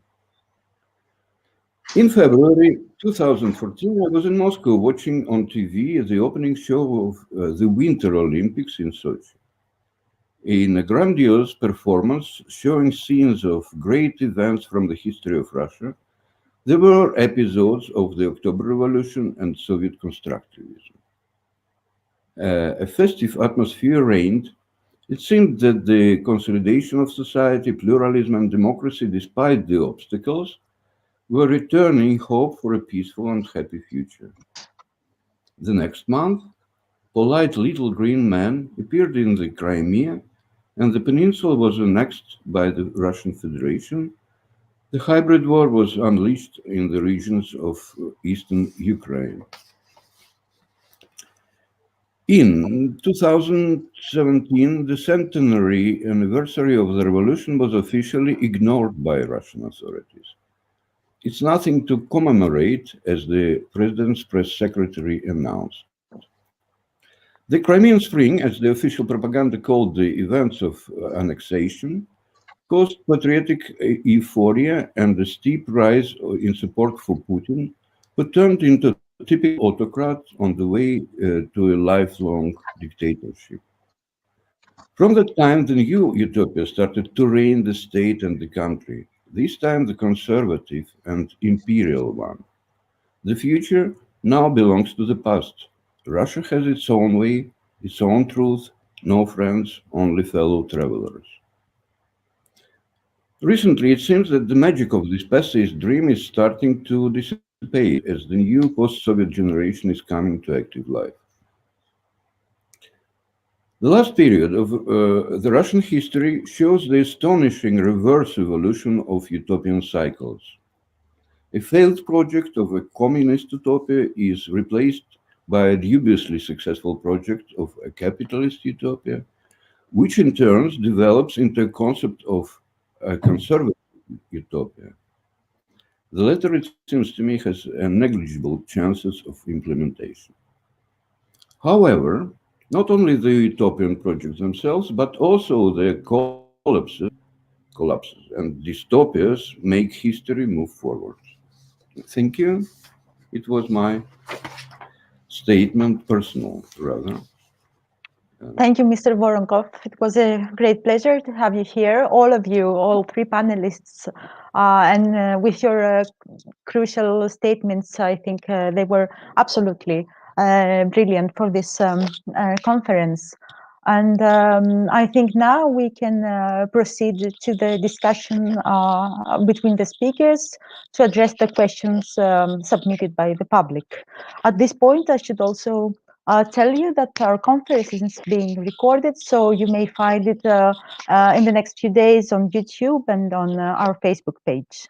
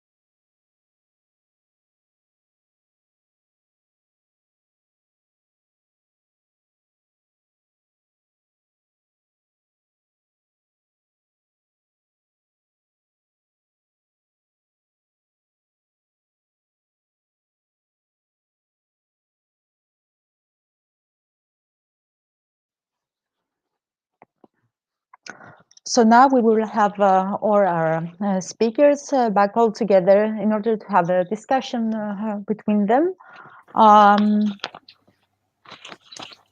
Okay, everybody is entering the room. Okay.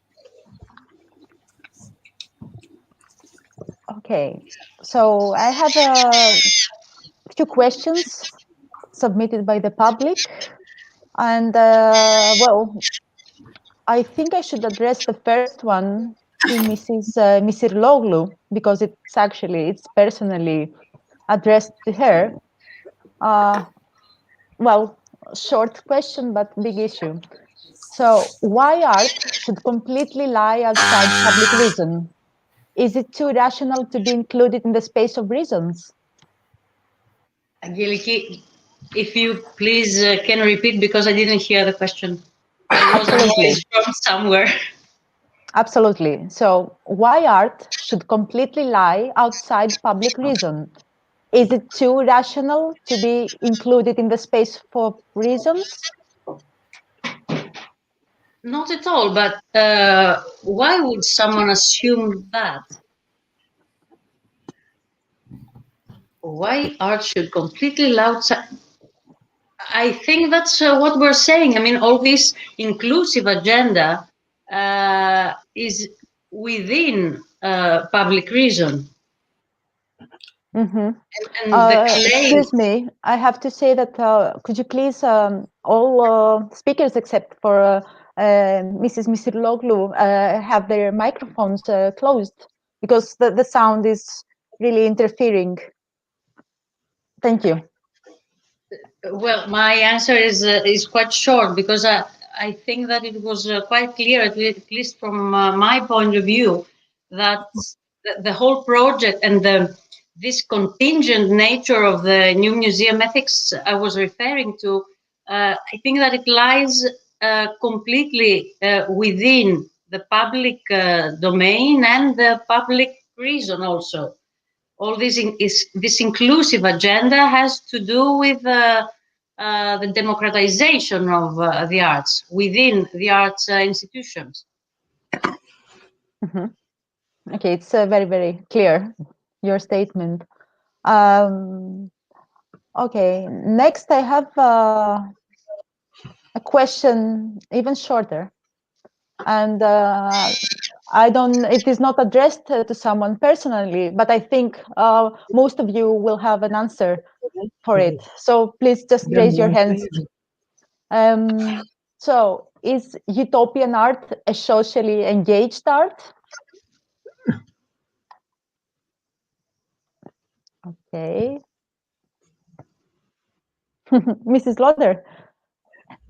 I mean, my experience, which is purely based on the Russian experiment, is that most of these utopian projects during the revolutionary period, just before and afterwards, were very much socially engaged. Whether people realized the complexity of the social structure within which they were operating is another problem, and whether they understood the issues of the imperfectibility stroke perfectibility of man is another issue. But what they were all doing was trying to create structures in which men could and women could realize their full potential, and in which were very much socially oriented. And this is particularly of Tatlin, of Anton Levinsky, and of the theorists like Arvatov and Punin.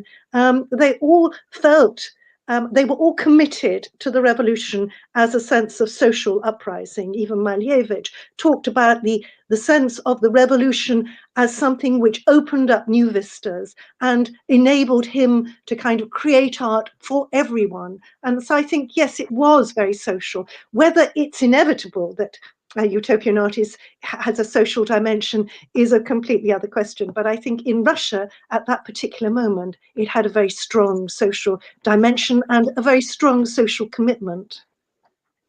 Well, I think regarding at least the Russian avant-garde, it would be very challenging for us to see this art outside this context.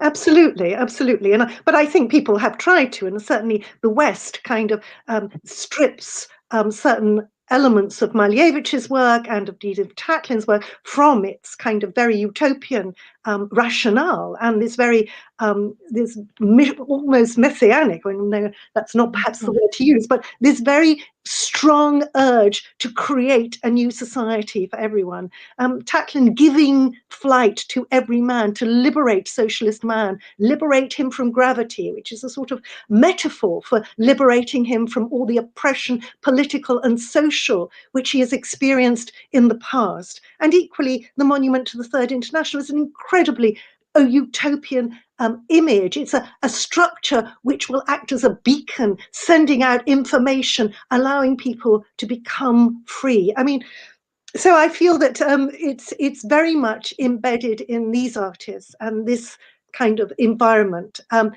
I don't have any experience of other utopian situations, such as perhaps the Paris Commune or whatever, to kind of judge about art elsewhere. But in Russia, it's very much, and I think it's very difficult to see these things in this way, but they have been interpreted formally and they have been stripped of this kind of strong ideological message in the West, and particularly Malevich, who is seen as a spiritual artist, whereas in fact Unavis in Vitebsk was intended to kind of transform the world, to create a suprematist utopia. Mm-hmm. Thank you so much, Mrs. Lauder. I think Mr. Jonas would also like to contribute to the question.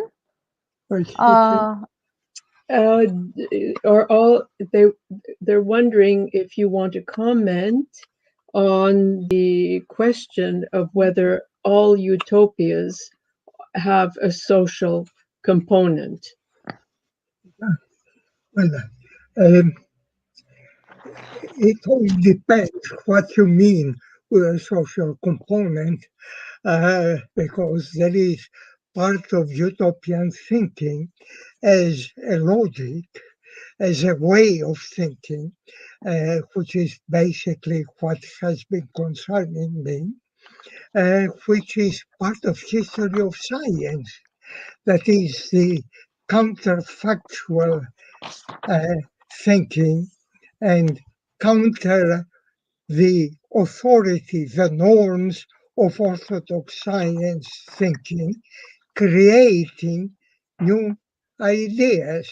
So from this point of view, it's very difficult. Utopian thinking is polymorphic.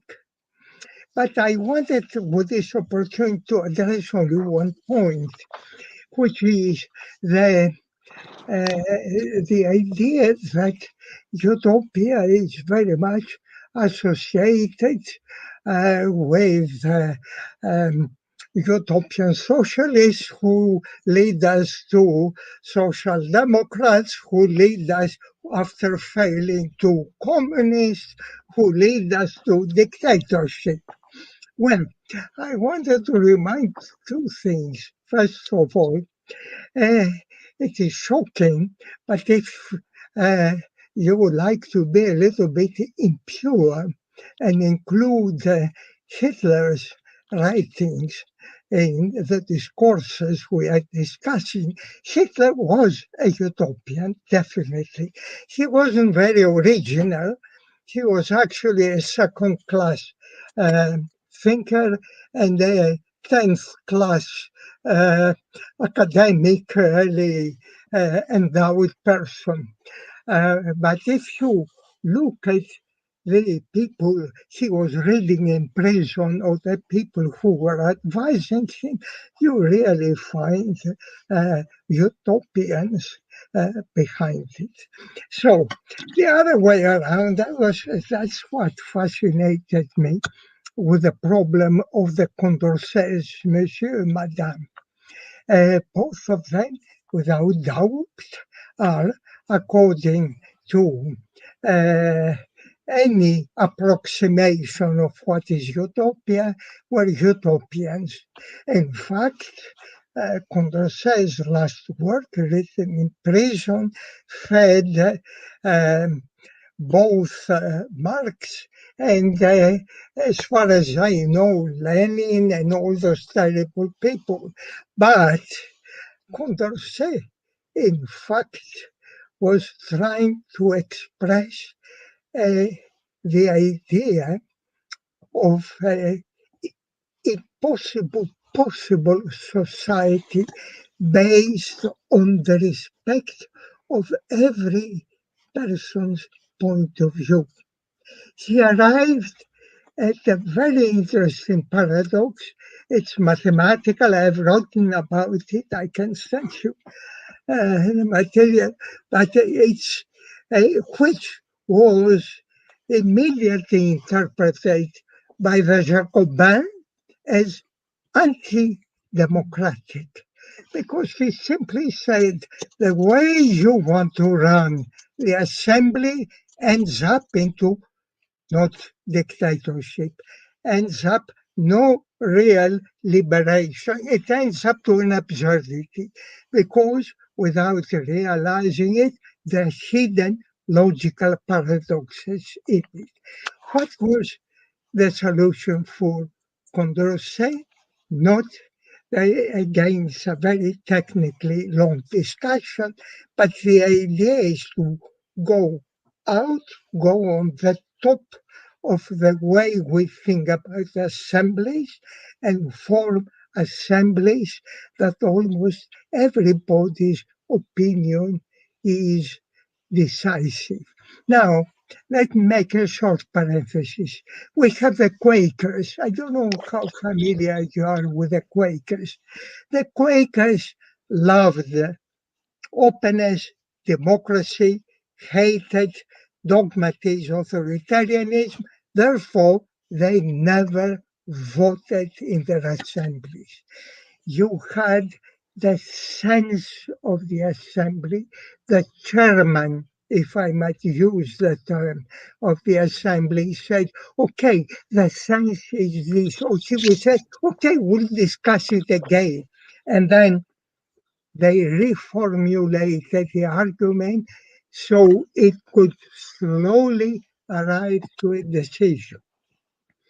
The unfortunate anarchists, or some of the unfortunate anarchists in Spain, tried to do the same. Result, their head was cut and they're eliminated. So there are all kinds of ambiguities where utopia is leading us. It's leading us to a higher level of knowledge of science. It's leading us to Hitler. It's leading us also to the experiments of Condorcet and the belief of his wife that in the end, the idea of cohesion, community, common goal is built in biologically, and the human institutions exploited part of our biology, which is hedonism. Of course, Freud would say narcissism combined with love of death, and created a society today, in other words, a society end of 18th century, which is monstrous. So I do not come with a conclusion, I come with an invitation that we should try to be as open-ended and inclusive without leading, for the moment at least, to declarations what utopia is about. It's more interesting to look at it as a device of thinking using anti-authoritarian destruction of norms and counterfactuality, suspension temporary of reality. You should read Coleridge about that. And through that, arriving to a better condition for us. That's what I want to say. Thank you so much. Mrs. Lefebvre. I wanted to answer the question, address the question that the person asked that started this whole discussion. And that is, are utopias always grounded in some kind of socialist utopia or socially conscious, yes, socialist situation. I wanted to, of course, this whole conference has to do with a very specific kind of utopia, as Christina Lauder pointed out, and very Russian-oriented. There have been other schools of utopian thinking, on the other hand. Frank Lloyd Wright's Usonia was a utopia, and it had absolutely nothing to do with socialist thinking. It was a anarchist capitalist utopia. Ayn Rand's books are all about a kind of libertarian utopia. Buckminster Fuller's writings and vision are very much a technocratic, technological utopia. And of course, the reason I'm underlining this is because my hypnerotomachia certainly is a utopia, I think, but having nothing to do at all with a socialist utopia. It was a much more early democratic social order, early bourgeois social order. So sorry, may I explain, really? I didn't say that all utopias were socialist. I simply no. I didn't I mean can only respond in respect to the ones. area Yes. that I knew about Russia. Yes. So I want to clear that up in case I didn't make it clear. No, I didn't make it. I didn't make myself clear. That's what I thought I was saying about you. In a way, talking about the 1917 sculptors and monumentalists, maybe it would be interesting to see. I'm not a Russian specialist at all, although my grandmother was in Novorossiysk. If there were people who said in their utopian vision, a city of the future, a communist city, should have no monuments of whatever kind. That's very interesting. Okay, we have Mr. Seralp, and then Mr. Takis would like to contribute. So, Mr. Seralp, please. Very briefly, I think this is very fascinating discussion. It touches to the point Marco Goldini made. I think even in relation to class, social classes or class struggle. I would contribute maybe thinking in linking this to the idea of organizational forms in Bogdanov, because all technology and for him class struggle is kind of struggle between organizational forms, which means every social class has an image of society or a form by using ideological and using these forms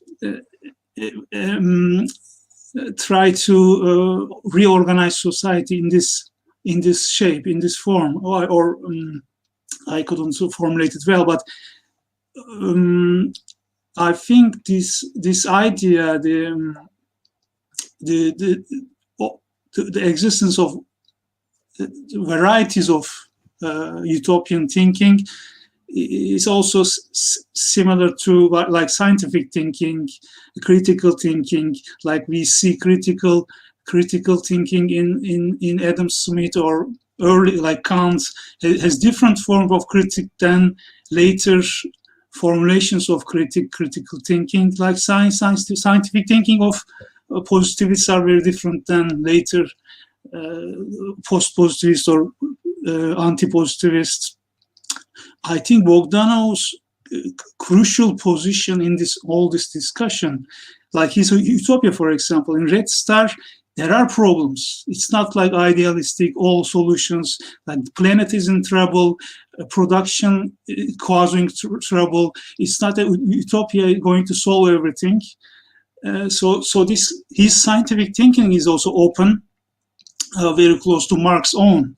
Critical, in a sense, is open. He reads, for example, Ernst Mach influences his thoughts, which also influence Austrian economists like Mises, Hayek.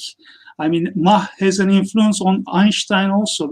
This openness to counter, I mean, the way Lenin criticized Bogdanov in Materialism and Empirical-Criticism is because he's influenced by bourgeois thinkers, like idealists they call, but they are actually materialist and natural monist thinkers he's targeting, while influence of Hegel is not a problem at all. I mean, he's the ideal of most iconic figure of idealism. This is not a problem. This kind of authoritarian thinking about objective truth, for example, it's a dead end, I think, leading to it's not the utopia itself, but how do you conceive it? How do you bring it as a project? This is, I think, this is where tragedy and anti-utopia lies. And Zamatian, I think, Zamatian, he writes in 1921 that he sees where Red Star goes to, like Bogdanov said at the same time. So it's not, I think, I just cut here because I don't want to take too much time, but it's a great discussion. Great. Thank you very much, Mr. Senalp. And now Mr. Takis would like to contribute. Yeah. Thank you. Thank you. Should I say a word about that? It's a very interesting argument, but I don't know if I understood it completely. But one point interested me, actually, which is your reference to class. In a way, consistently, if we follow the texts of which we might call them utopian, this kind of fuzzy, foggy path, from the time, I'm not talking about primordial times, but from the time of Lycurgus. Lycurgus established Sparta, a new Sparta, on the basis that no class was possible. And we see that coming back again and again. And interestingly, their claim to be the leaders of the Greeks versus the Athenians was that they had the perfect society.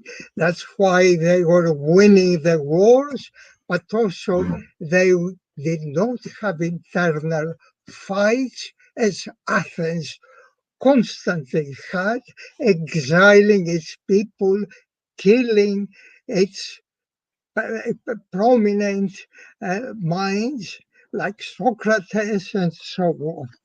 So the idea of a classless society is utopian, and it can be interpreted through the one aspect of utopia, which is the legal aspect, the construction of norms that do not permit the development of classes.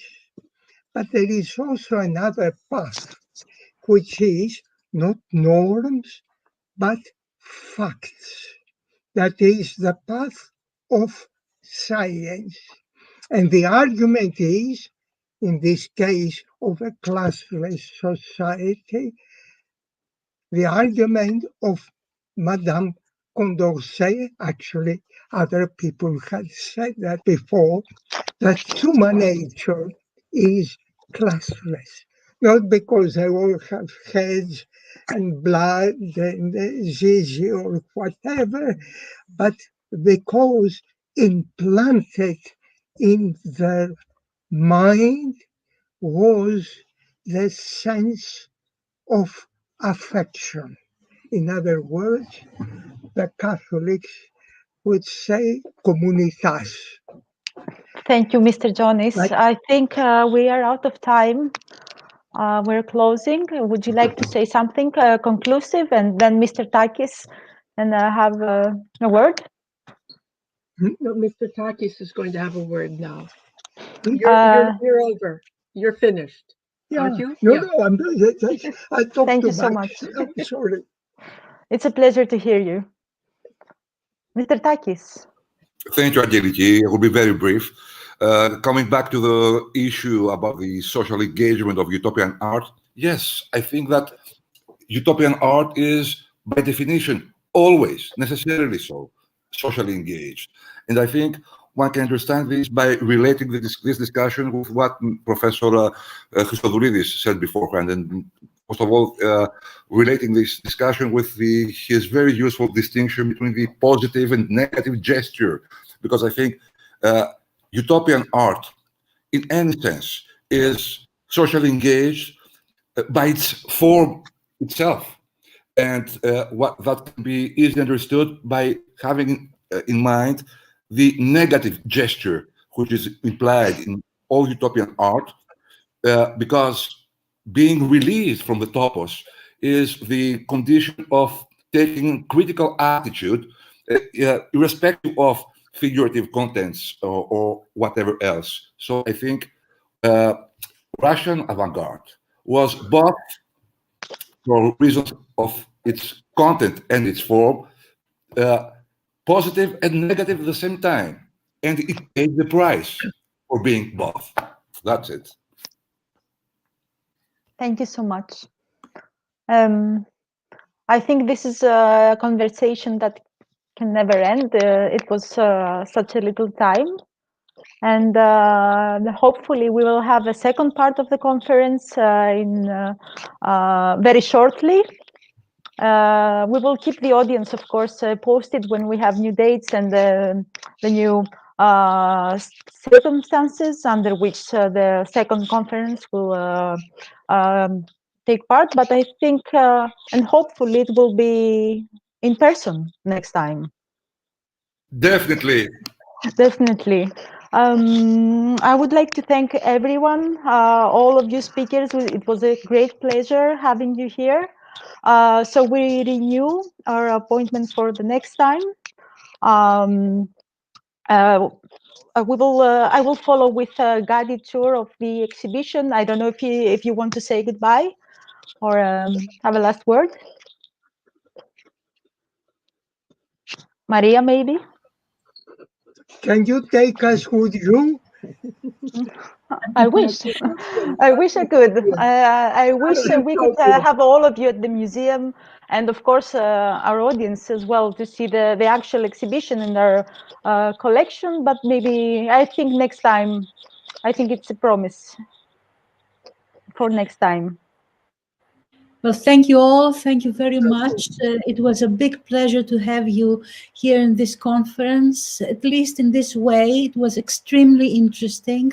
And it is a promise to have a second part. Now I see that Mr. Pavlakos has arrived. Do we want to put him in? Is it possible? Hmm. No? I think he can be here right about now, in a moment. Okay. He sent us a message that he had something urgent with the university, but he rushed to meet us, so he will be here in a second, and I think that he will have a few minutes to say a word.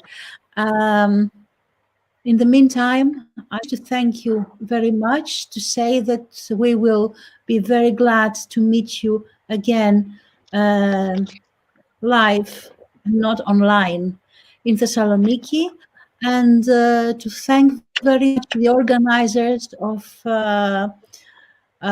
this event, Live Media and Symboli, for the support of the technical part, which was, I think, very well done. Okay, this is what I wanted to say. Hello, Mr. Pavlakos.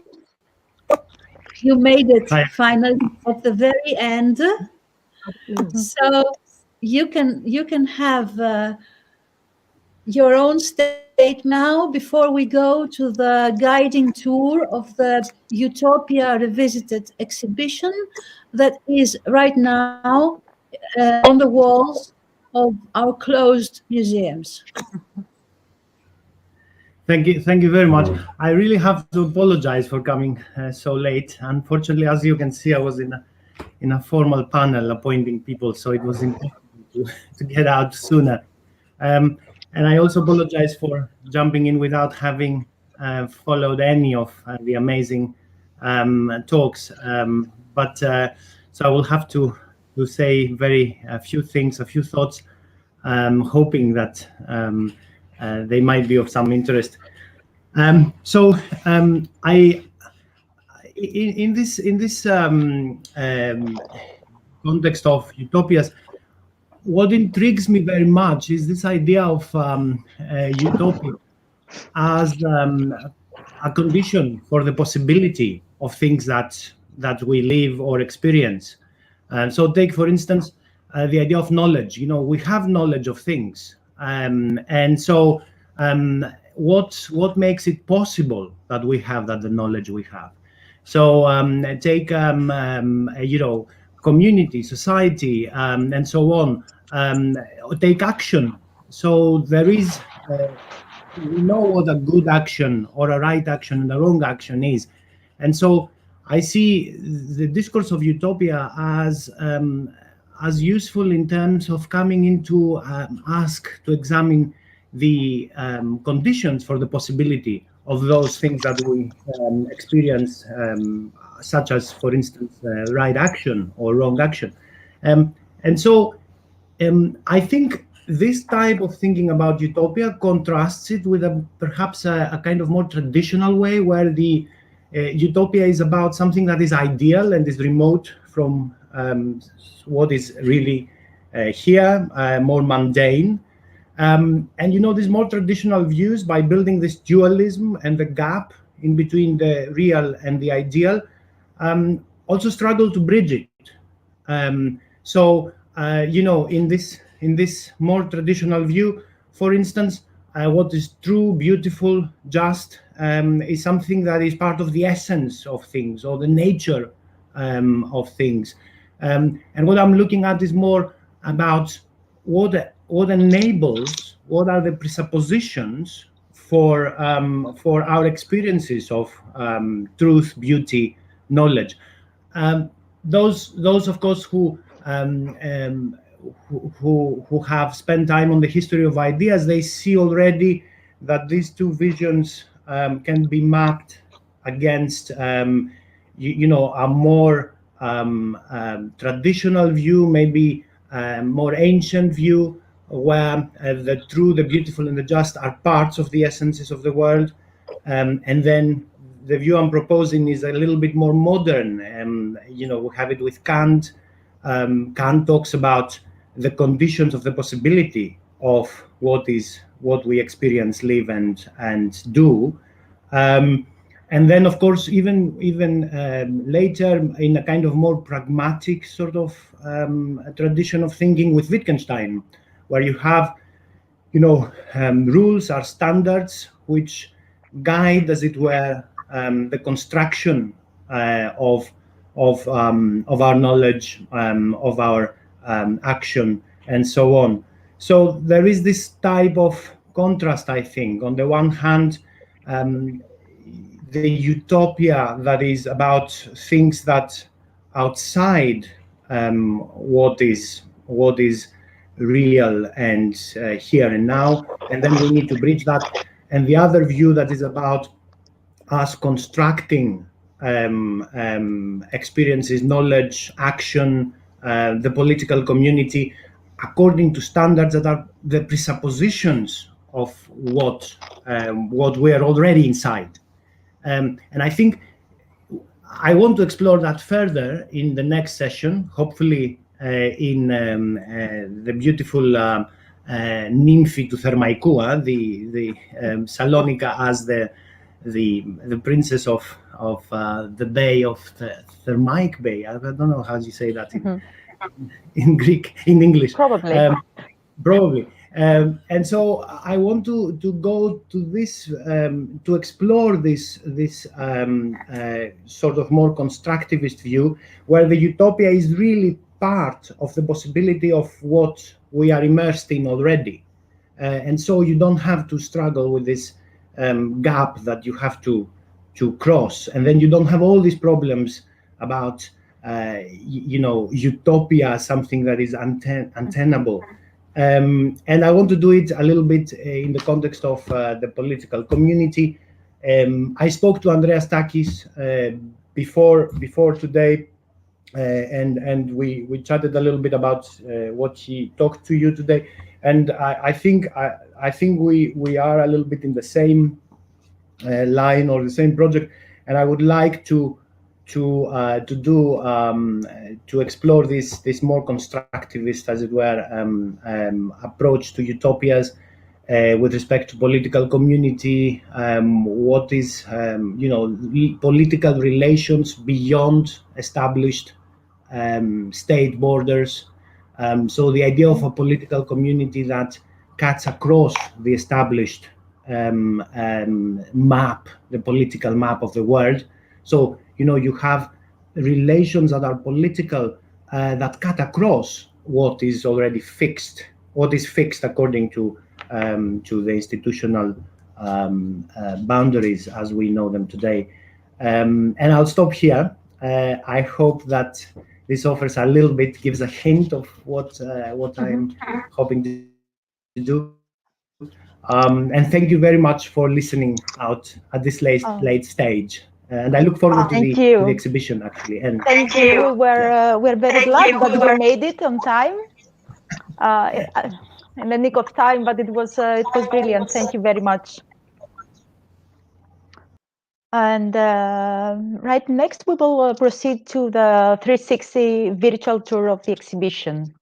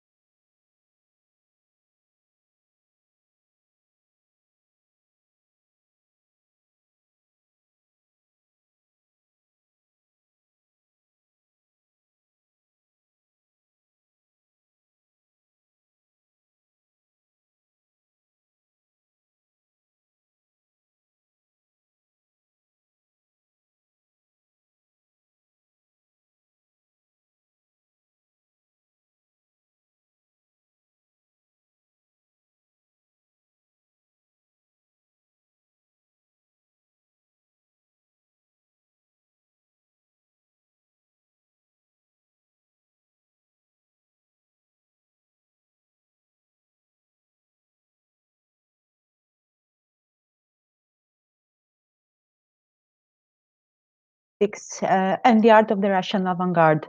Our exhibition is currently at our headquarters, the Museum of Modern Art in Thessaloniki.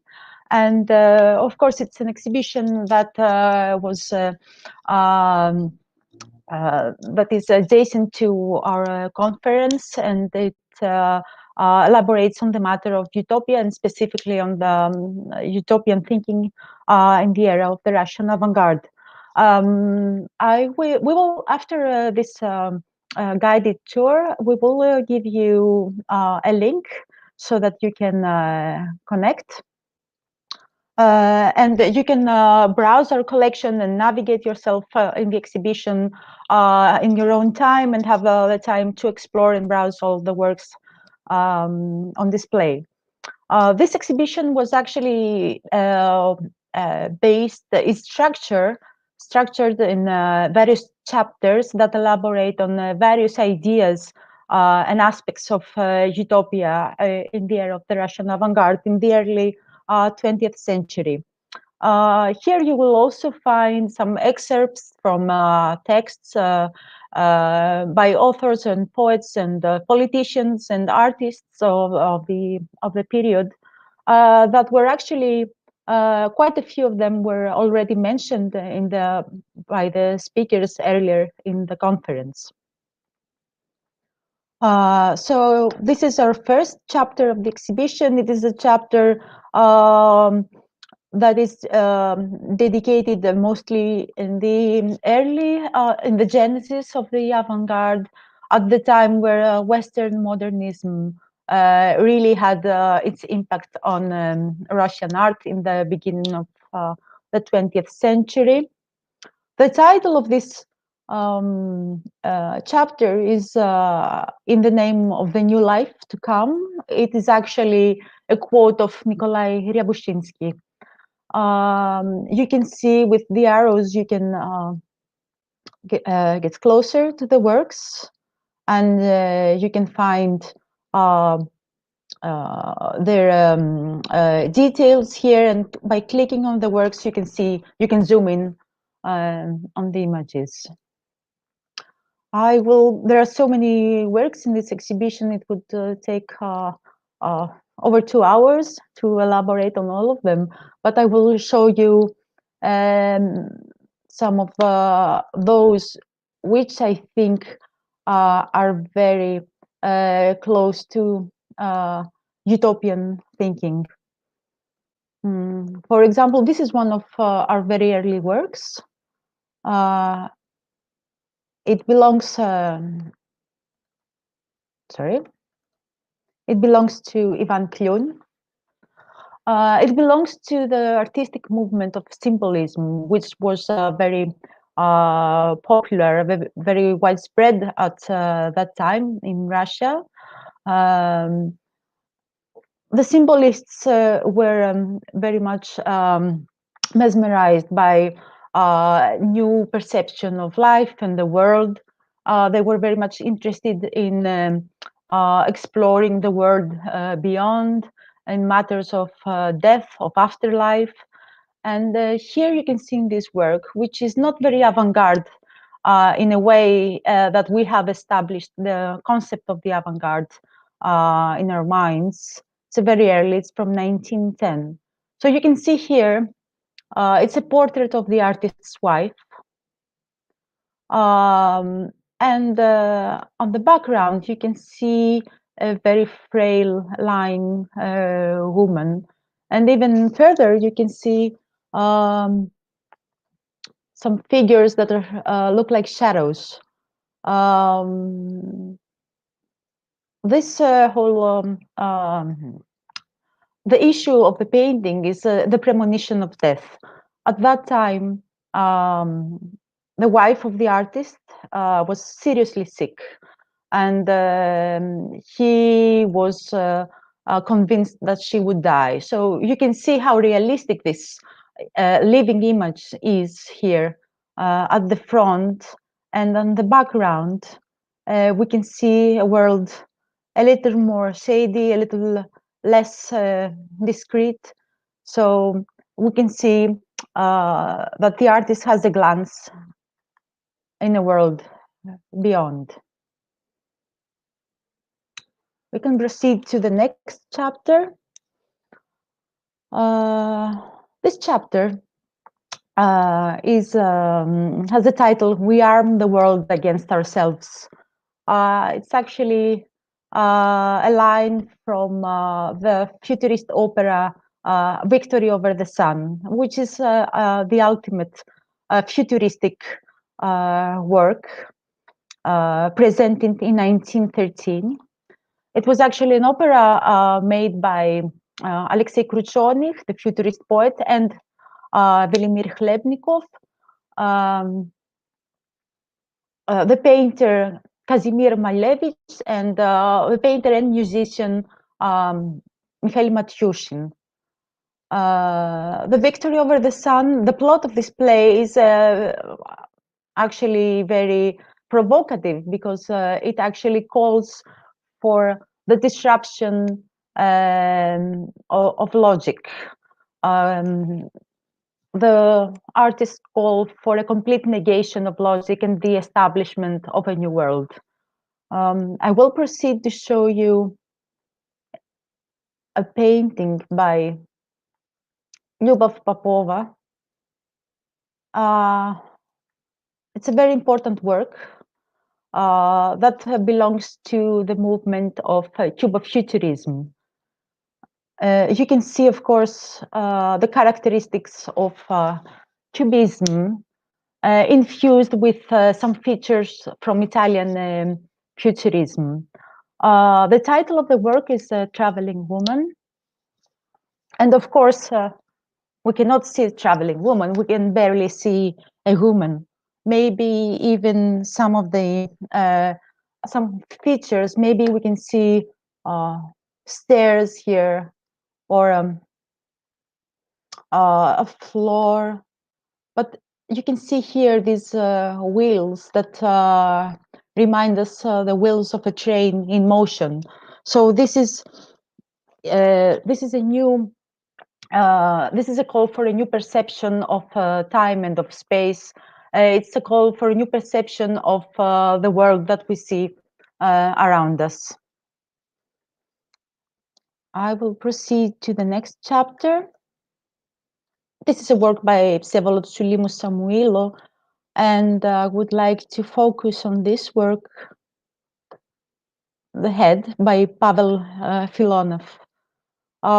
This is an exceptional artist, but he's sui generis. We cannot so easily include him or categorize him. Art-Costakis said that when he would see a work by Pavel Filonov, he felt that he would die. That was the impact of the works by Filonov on him. We proceed here. This is a room dedicated to war. Of course, in the time of the Russian avant-garde, there was a lot of war experience at that time. Russia was already involved in World War I, and then it was, of course, after the revolution, there was a civil war in Russia. This is a very avant-garde work titled Universal War. It is a product of collaboration of the futurist poets and the painters and the visual artists.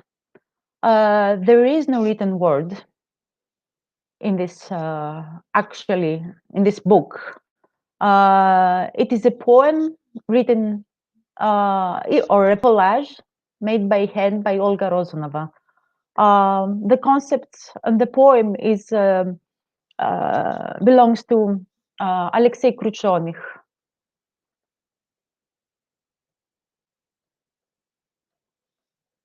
We can see here how the word is replaced by abstract images.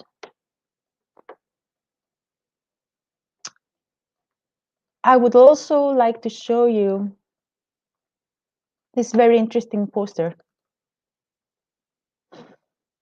I think it's quite depicting a utopian idea. This is a poster produced in 1919. You will see here proletarians of the world unite. So here is the title says the Tsar's regiments and the Red Army. So you see there is a comparison of the before and after the revolution. If we zoom here, of course, we can see the patriarch, and on top of him, we can see the word rabstva, which means slavery. And on the next image, right opposite, you can see all this worship of the old world has been replaced with a very abstract image and a factory. And here are the new principles of the new world. Art, freedom, free work, bread, and science.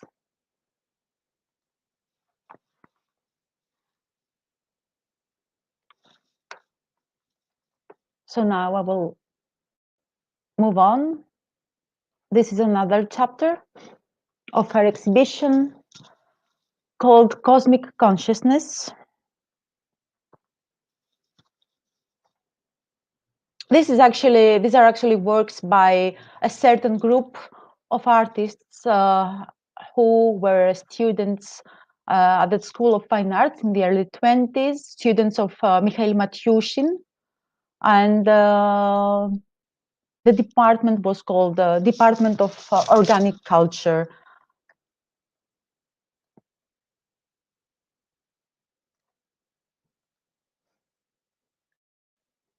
Now we'll proceed to the next chapter of the exhibition, which of course focuses on suprematism. And here you can see the famous 010 exhibition of 1915, in which Malevich proposed suprematism, and of course he placed the famous black quadrilateral on white background right at the corner of the room in a very iconoclastic gesture.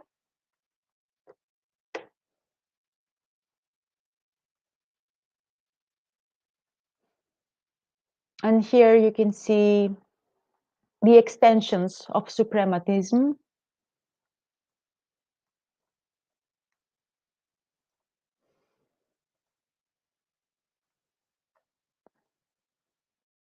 So now I will proceed in a chapter that is, I think, quite interesting. This chapter is called Astronomy and Architecture. You can see that there is a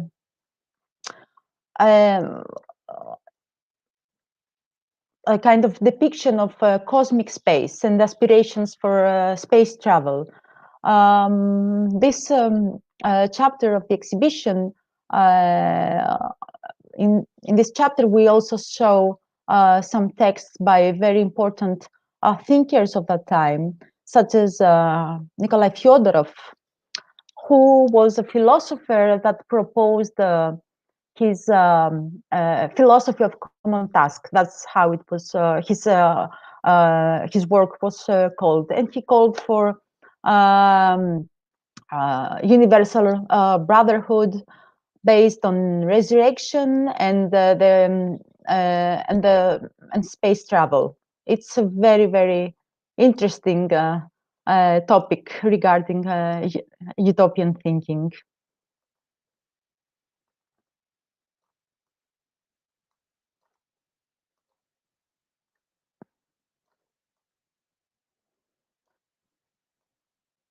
So now I will proceed to the second floor of the exhibition of the museum.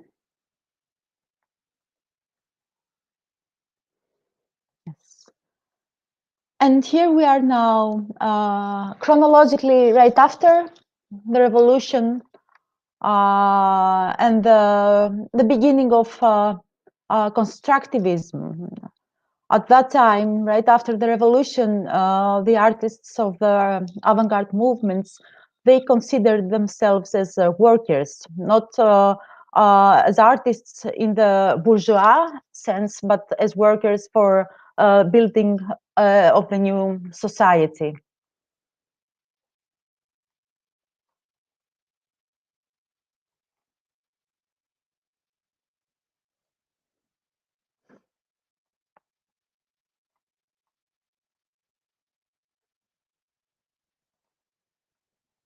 You will be able to browse all the works when you visit the link that we will give to you. As you can see here, on the wall, there is an excerpt from Boris Arbatov's text on materialized utopia.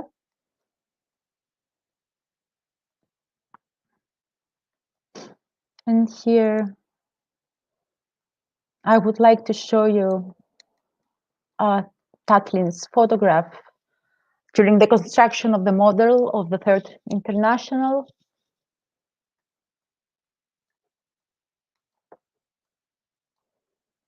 Alexei Babichev's model for a monument to Sverdlov. You can see here, actually, this is the logo of our conference as well. This is a work by Gustav Klutzis. It was meant to be an illustration for Alexei Kruchonik's book. Of course, we can see what we recognize here is an architectural study. What is interesting in Klutzis is that all of his constructions, they are balanced whichever way we turn them. Even if they are upside down, there is a certain balance to them. And that is, of course, because of the lack of natural space.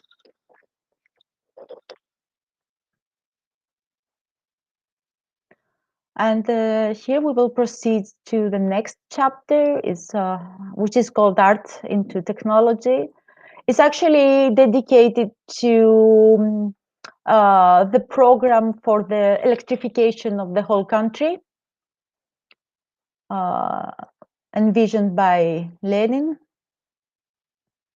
This is a photo montage by Gustav Klutzis again, showing Lenin bringing electricity in the new city. Well, and in this room, maybe you will recognize this sculpture from Mrs. Sansanoglu's speech. This is the only surviving piece from Vladimir Tatlin's flying apparatus, the Letatlin. Here you can see the sculpture. This is a wing strut for Letatlin.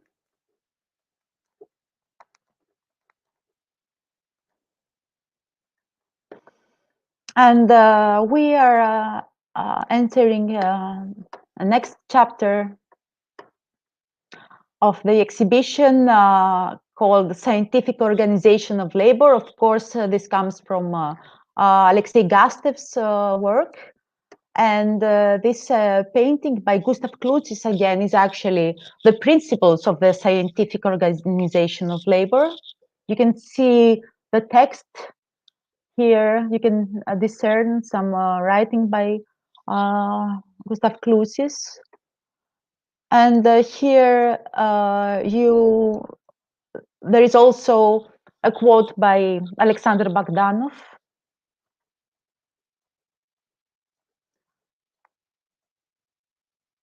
How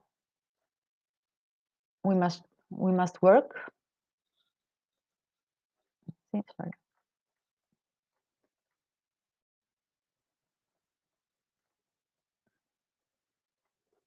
This is an excerpt by Alexei Gastev When you visit this site to navigate the collection, you will also be able to hear this text by clicking this image here. It is both in English and in Greek.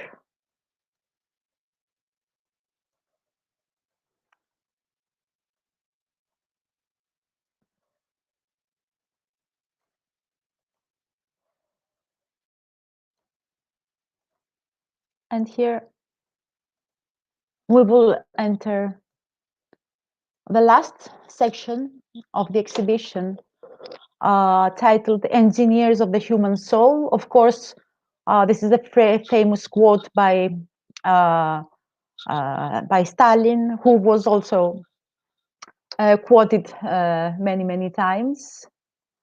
And here in these works, we can see the different directions the artist took during the establishment of socialist realism as the only accepted norm of art in the 30s.